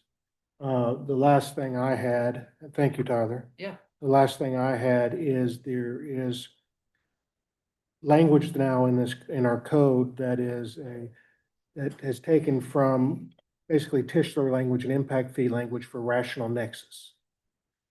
It consists for streets, it consists for water or for utilities, and it also consists for drainage. So streets, intersections, drainage, and so forth, sidewalks, because there may be off-street improvements required depending on the nexus, or fee in lieu of. In most cases, if we have to do a traffic study, that's defined. It tells you you need a stoplight down here. It tells you that this intersection is inadequate. We don't have any regional detention methodology or plan in place. We have, other than our drainage system and our drainage manual, we don't have any other drainage methodologies out there that I'm aware of, and there isn't a rational nexus defined by any means. We build our own roads and widen our roads without building detention ponds. If there is a rational nexus that has to be made, then at the very least, we should follow our own drainage manual on our own road widening. So I don't think that we should leave something in the code that leaves something ambiguous, as it does, with no plan in place for what that fee in lieu of, or the rational nexus to the drainage outside your off-site. Your drainage study will say, by law, the water that comes off my site comes at the same rate it did before I built anything. That's our requirement. So if there's going to be a requirement for downstream, if the drainage study shows that you can produce the same in the other, then you shouldn't have to do anything. But the language sounds like an impact fee where there is no plan for drainage outside of your development. And we have bar ditches all up and down here that needs to be cleaned out. So I'm trying to understand, why are we putting the language in here? And I would prefer not to have rational nexus to off-site drainage without any formula, any plan that we've adopted, any regionals. We don't even have a regional plan. So without that, what are you setting in place as your methodology for reasonable? Without that, I can't endorse having this in here at a fee in lieu of, or a rational nexus to other drainage issues outside your development, unless your drainage study requires it. That is a rational nexus to your drainage study. You have a formula, you have a base for it. But anything outside of that, we don't have anything. And so streets, we have a traffic study. That'll determine that. If you have to improve your intersection where you're at, that'll determine that, or one up the street. That traffic study will tell you that. But it should be a direct relationship to your impact, not a rational one for something that we don't even have discussed yet. So that's my only question in that. I'm concerned about using rational nexus without a methodology in place and a study in place to define those. We can always add them. You can always add them in through impact fees or whatever you want to do, but don't include them in the study, in this code, saying that that's availability on a rational nexus when you do not have a study in place sharing that. But you also said if your drainage study says you're creating off-site drainage impacts, you should have to mitigate those, right? That's correct. But a rational nexus isn't a direct relationship. Rational nexus definition is much broader than a direct relationship to what you're impacting. So you're broadening the statement from direct relationship to a reasonable or rational nexus. You can make it rational that I should have to pay $100,000 to create a regional detention, depending on who does the rationale. But if I have to have a direct relationship to that, it would be done in my drainage report, and it would state that I have a direct impact on this basin, on this drainage. Determined by the drainage manual, doesn't it revert back to the drainage? That's also in this section of the code. This deals with on and off-site improvements. Yes. So we open by saying that on and off-site improvements must be made according to city standards. Yes, the developer is responsible for that portion of off-site with a rational nexus roughly proportional to impacts of the development. And that's us pulling directly from Nolan and Dolan, which is, See, that's the difference. well, I mean, that's well doesn't understood say case law. Defined by your drainage report. It says a rational nexus pulled from a Supreme Court case that is directly involved with impact fees. It has nothing to do with, our drainage manual is really clear. Just say, see drainage manual. Why are we putting this language in here for no other reason to put a fee in later and have this already adopted? And I don't have any idea what that's going to be. And I have no rationale to know how that's going to be or the cost of that.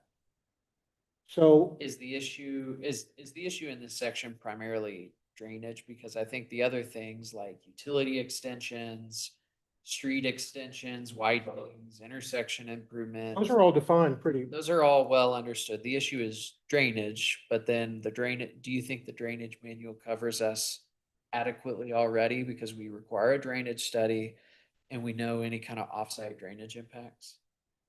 Until we yes, I do. Until we change or we come up with a regional plan, or we're going to be doing a additional drainage study to incorporate how we're going to handle our drainage outside of an individual site. The only thing we have is the drainage manual.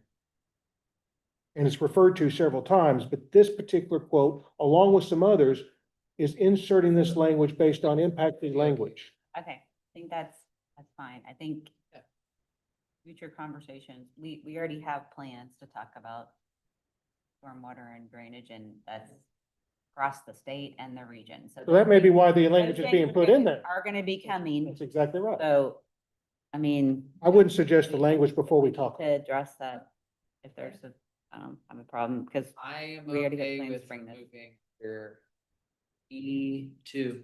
I figured there had to be something coming because otherwise this language wouldn't have been entered. So, but I just don't know. think that language, I'm not under the understanding that particular language is put in there. We have been very forthcoming with you that the state is doing a stormwater survey and study. We know we have been clearly documenting any flooding or drainage issues in Bentonville. I have all of that data for you. And so you guys do need to, we will be bringing board things to better address those things for the public. We also need to have a discussion about our own projects on right of ways and others on how we're going to address runoff and increasing or doubling the runoff size. For instance, 28th Street. That's an entire new paving section, 5 lanes long with no detention. What do you think it does to the tributary when it hits Little Osage Trail? But we didn't accommodate for, but the landowners have to deal with it, with the BLE changing height. But we hadn't addressed it. But yet we're requiring some of this language and others on site specific for developers, but we're also increasing the BLE on our own devices without requiring it from us. It does cost more money, I get that. But if you're gonna require it on one, you need to think about it. If the runoff is the issue, you have a paved area that wasn't there, it is now there, and how wide is it? 70 feet, 60 feet by 2,000? It's a lot of water. So I take the language out. Like I said, we have already told you we'll be bringing stormwater, and that is a big conversation across the region with the high growth and honestly across the state. And so it should not be a shock to any of you that we need to deal with those issues, and we need to make sure that we are, yes, putting in the infrastructure and finding the funding to make sure we want to be a sustainable city and people want to continue to come here and live here. We need to be addressing this issue. So that will be coming. But I mean, I think right now we have not put that in front of you, so that you want to address that. So a motion was made to adopt this zoning as it is, but then it has to be changed with all those. Can we do an amendment and pass it? Clear on the height. I'm still not happy. I think we need to make sure we understand everything. If we are not going to get to a vote tonight, we need to know exactly what needs. And I think probably, Tyler, if we're going to make multiple changes here, you might want to just run it back to planning commission in between the next city council meeting, which you can do.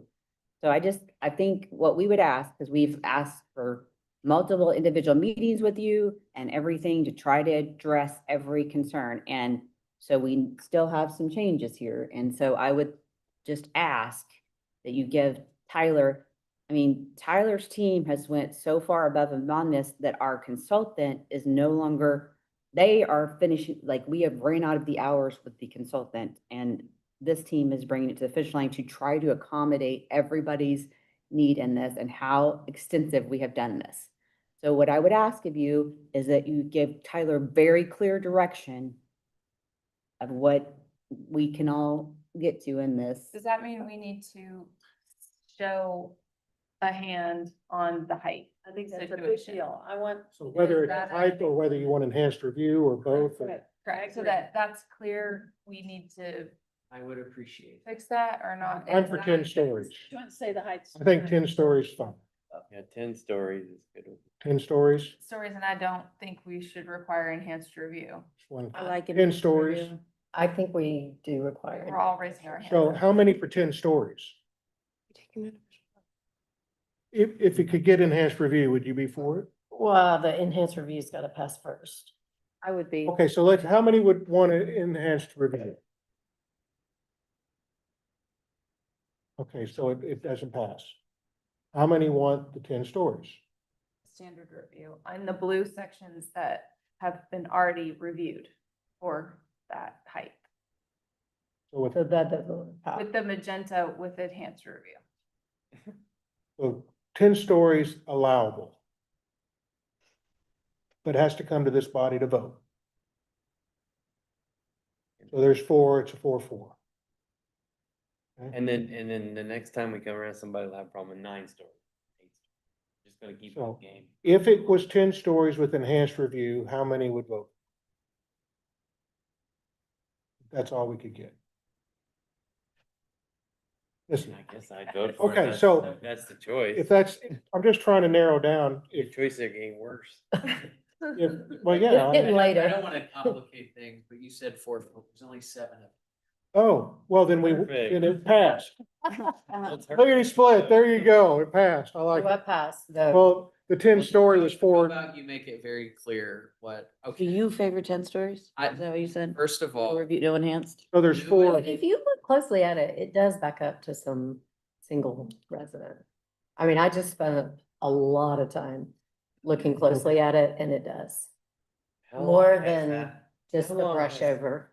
That been in there, Tyler, 10-story? Did that just come up yesterday or has it been in there for previous months? drafts, tell you real quick. I mean, I just feel like we got 2 or 3 complaints about 10 stories and now we're all freaking out about. I got more than 2 or 3. We were talking got about 3. 10 stories back when we were deciding what fire truck to buy years Yeah, ago. and we bought a truck that was. Yes. But do we have to buy a fire truck for every single department that has one of these 10 stories? I need to go. That's not what Justin said. I mean, I guess if you had more than one 10-story building. And they all caught on fire at the same time. And they didn't have the enhanced sprinkler systems. Okay. Can we exclude the properties that are next to residential or one? That gets almost more complicated. Yeah. That's the purpose. I will- of the I will- transition. Go with enhanced review. 10 stories is that important. But I would be willing to say enhanced review. I don't agree with it, but if that's the limitation of us all agreeing on 10-story, it's that important for the future. I'm for 10. Fine. I agree Okay, with that. all right, let's, I can do that. Great, okay. So do you have the answers on the other things we talked about? I think it was pretty clear. Yes, I do. So what I have is under civic space for E1A1, where we talk about acreages, we're gonna increase the threshold for where it's required to 10 acres and then double. So previously it said less than 10 acres within half mile of a park are exempt. We're gonna increase that to 20 acres within half mile of a park. Yes. We've got on E2 on page 26, when we're talking about offsite improvements, we'll just eliminate drainage from that list because drainage is covered through the drainage manual. And then we did talk about required active uses for commercial. 50%. We can take another look at that. and Match make the sure glazing. it's- Make sure it's like a key, I think, goal of this code is plain language. And so we can revisit to make sure that that is actually doing what it's supposed to do. It's a good matchup, I think, glazing to that. What about the lobby? That would be the same thing in the, Oh, in there. is They're that just- the- Yeah, they're just matching the glass area or the glazing area, which is what you're gonna see into. Okay. Is there I wasn't anything clear. else? Cause Yeah, is there in anything? my opinion, speak now or forever hold your peace. Well, I We've think all we've had now trouble gotten the with this. constituents where they're actually reading it and paying attention to it and, We've been doing this for, but I don't think they have, I think it's different. I think the, master plan, absolutely. Like when they showed up at Orchards Park, they showed up at the library, but with the zoning, I have to beg to differ with you. I don't feel like they have been as engaged. it's super. And it's not because we haven't tried. And it's super complicated, so I can understand if you're in the public. We have had a very extensive process on it. What I hope you all will take from this is, from like the height and I think there were some good points and I think we can make some adjustments tonight, okay? But we do need to, we can bring it back to you. On the height, I just wanted you to hear how the team, I heard Kevin and I understand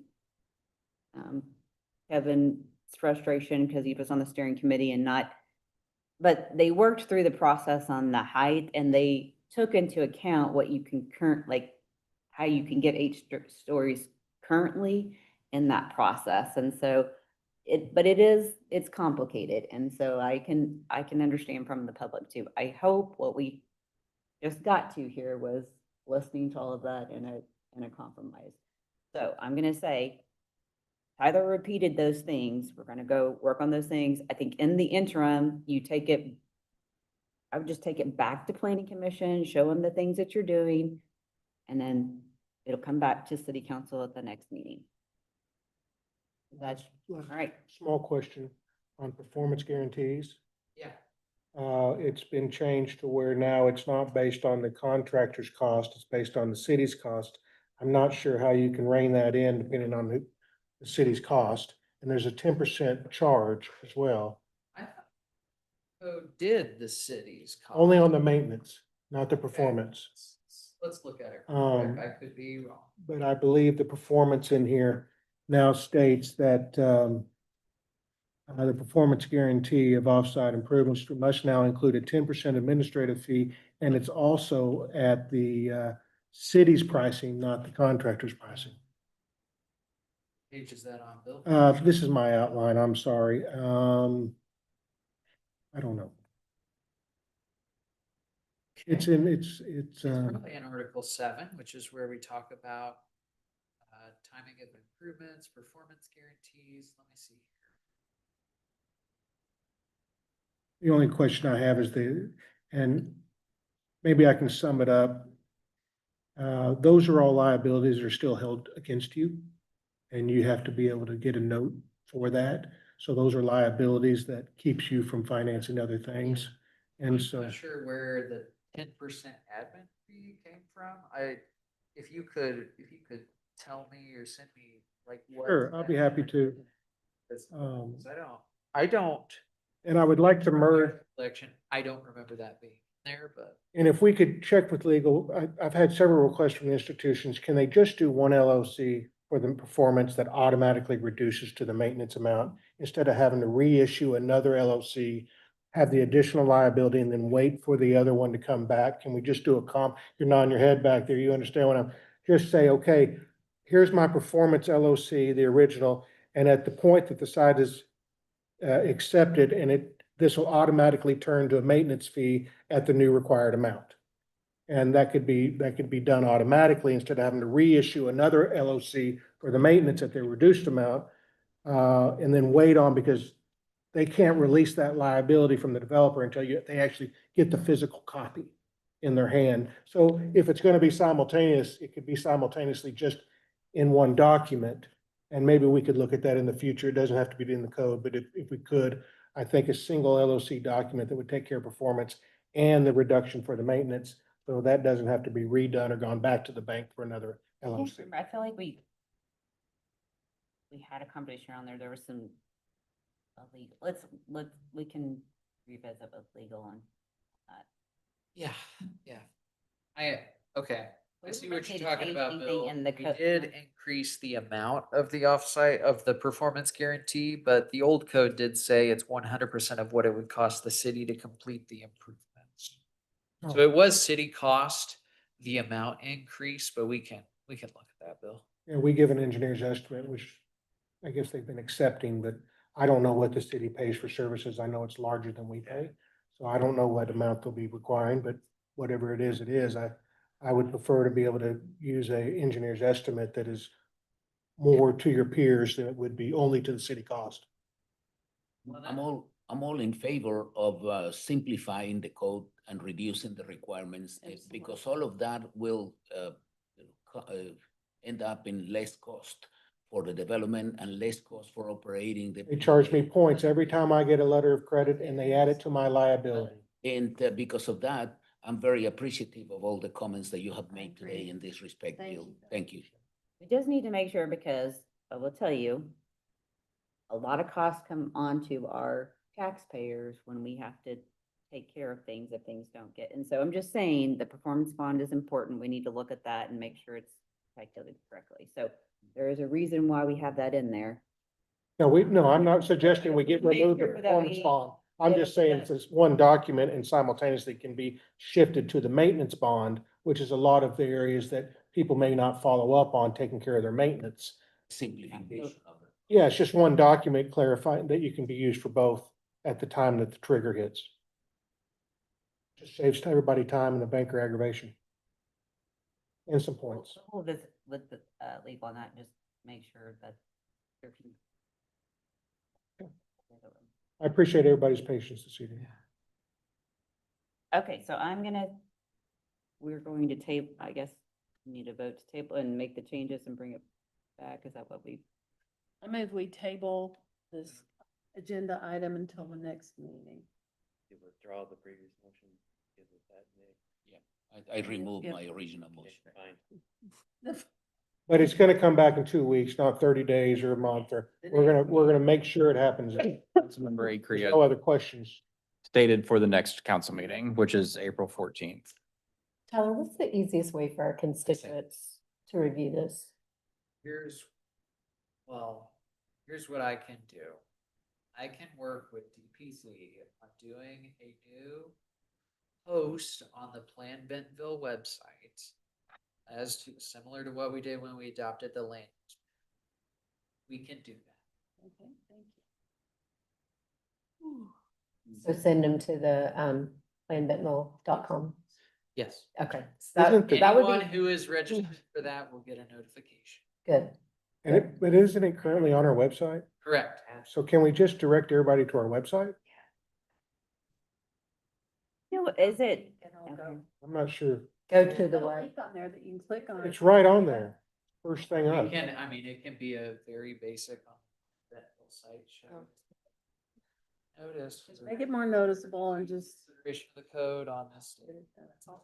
Okay. I just like to give people an We can work with opportunity Scott. beforehand instead of hearing about it after.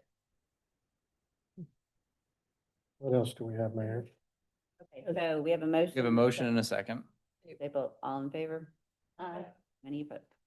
Okay, so really, item 9, Can we go ahead and approve the zoning map? No, it has to go. It- Not without the code. we need to have. But I would, if there's any concerns or questions about any of the I don't stuff in have any. green or red or blue, please let me know now. I want to review with you the colors. Next week. You don't like Understand. magenta? I don't know what's magenta. I don't have any zoning or. We are, okay. Zoning. Hey, can I tell you the theory behind the colors on here? So the old code had, typically you would look at a purple as a mixed use type of district when we're mapping things out. So when you get into 4, 5, 6, that's where you get into the shades of purple.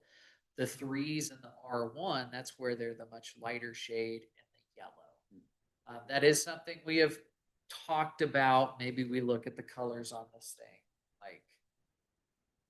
It does create a nice Yeah, gradient. You honestly. can drill down to as I close think as you that, want. like, at this point, guys, that is just going to confuse people. It's gonna be Yes, it will. different and like, and so I would highly suggest we don't do that. Yeah. Change anything, it's just, that's a later, that's a tomorrow. No, don't No, change anything, don't but I change just it. can read 2 colors or maybe. And you can And zoom in. again, I really would ask that you, if there is anything that we can get consensus on, so we bring this back once to you all. Does anybody have any? We have asked multiple times for meetings to go through every section of this, and so that's what I mean, I really would. At some point, we do need to move this and give some consistency with everybody and be able to put this in place. Yes. Okay, so item 9, I guess I need a motion to table it as well. Second. Motion and second, all in favor? Aye. Okay, in order to adopting the downtown center overlay district map, I think we could. That one we can table as well. Can we go ahead and pass it if we But can? I do want to commend Tyler. I don't have a code that it talks to, or a map. What he has done on that overlay, I think it's well done. I think it's what we can reasonably do right now. And as we have talked, we agree that we can still pursue a historic district downtown. There are other things that They we didn't have. can continue to do. So I don't think this is the end, but I think it's a great beginning. So I move that we table item 10. Second. We have a motion and a second, all in favor? Aye. Opposed? I think we're running close. Okay.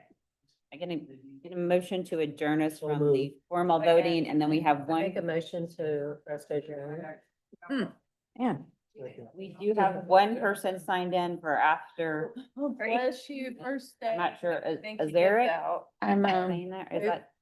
Oh, he's here. I wasn't trying If he's willing to stick through all that, he's. Trying to run. he deserves to Have the conversation. He says, no. You could just give us your name and your address, and if no you can idea. keep your comments to 3 minutes or under, we would. My name is Alaric McClure. I live at 809 Durham Place in Bentonville.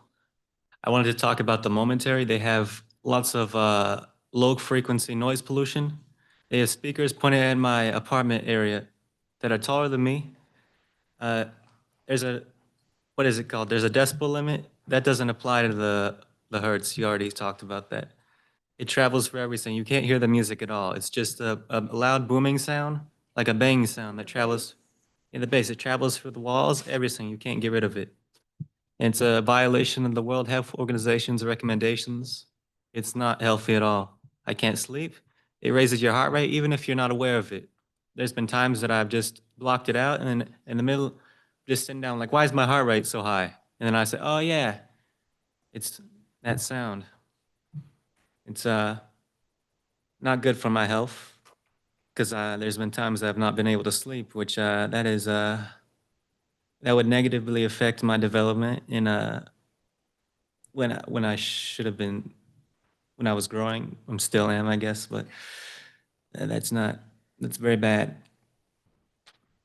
And not everyone, not very many people complain about it, but barely any people show up to this. So it's objectively, in my opinion, a bad thing, and there needs to be something regulating it because it obviously isn't consistent. I don't know. I checked the Momentary's website when they have concerts. It depends. It depends on the severity of the concert, how loud they are. And randomly they'll just play the speakers. Randomly. I don't know where the sound comes. I assume it's from the Momentary. It sounds just like it.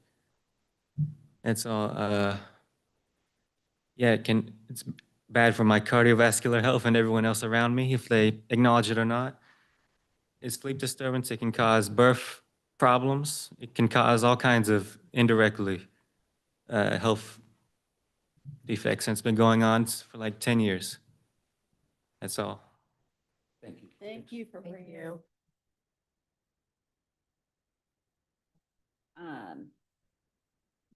We'll go to the review.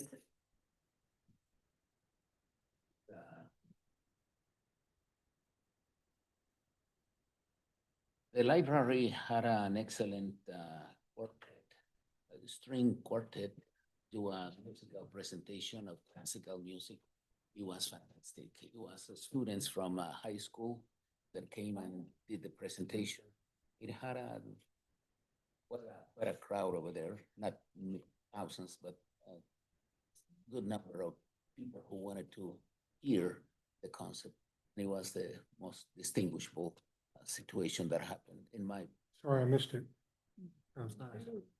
I love the stream. And the meeting is tomorrow, so I don't have anything else. The utility board met 3 weeks ago, and everything discussed that was approved today.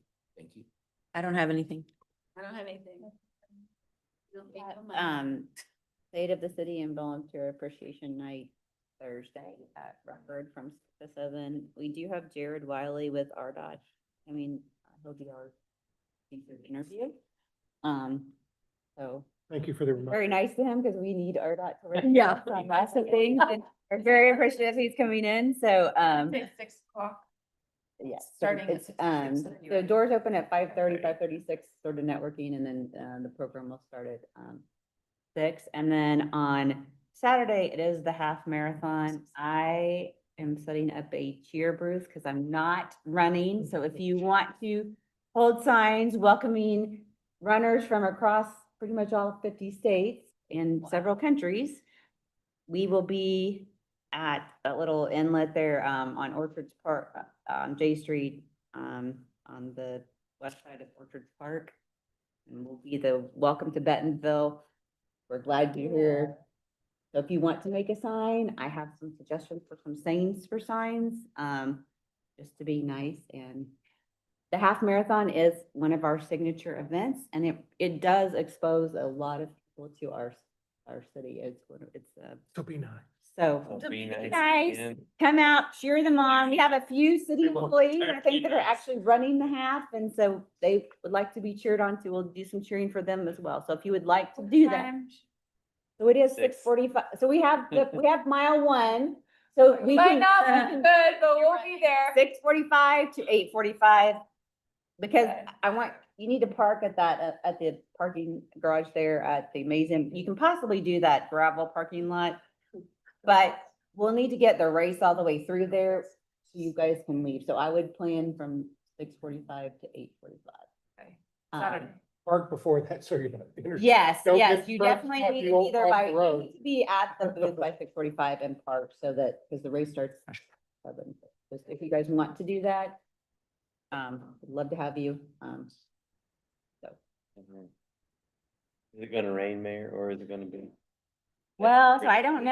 I mean, I don't know. Just curious. Exactly, but we do the race, rain or shine, so you all Okay. can make that. So if it rains, will they do it on Easter Sunday? No, they'll just run. in the Running the rain. rain. I mean, Well, last year they moved it to Sunday. they did, Is that but right? yeah, I don't think we're supposed to have that It type was of. supposed to be like. it I'm was- sorry to bring it up.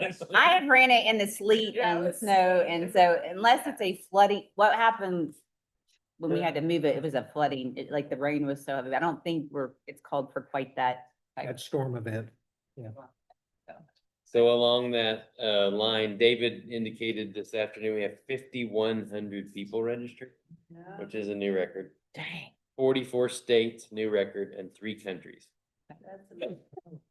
It's crazy. That's all I have. It's cool. Big deal. Thank you for your patience this evening. I just wanted to say, and nobody here is from the library, but if you didn't know, or if you weren't able to attend the naturalization ceremony, it's the first time that Bentonville has ever hosted. And so I just appreciate, I don't know, I was grateful that that happened. And I heard a lot of feedback, and it was one of the best ceremonies that the attendees and even the people from Fort Smith had observed. They were very proud of how we handled it. We decorated, we had refreshments, and it was just a great experience. So, And I forgot to mention that they were 46 new citizens, oh, and there were 15 different countries where they came from. and there was one from Bentonville, just one, but I think we're or signed up to host again next March. So, I mean, it's kind of an honor for us to have that, but it's also, we did a great job. That's awesome. A full presentation. All right, let's go. All right, what's Tyler got? Yeah. I just have a handout. It's our 2025 development report. It's the printouts of it. So I have a copy for each of you. We also have our developers forum, which we are calling a code school on April 10th, from 11 to 1 to walk people through the new code. So. We need to have it. New. Well, it's too late for that. Oh, We'll talk. sorry about that. Thank you, Nico. Hey. Okay. Yeah, I can do kids, anything. right? Thank you, Tyler. You should change it to- Yeah, I actually got to preview it. I previewed it 4 days. I'm before. I don't know if I want to hear any more about it. but- 4 days. He is safe. And then.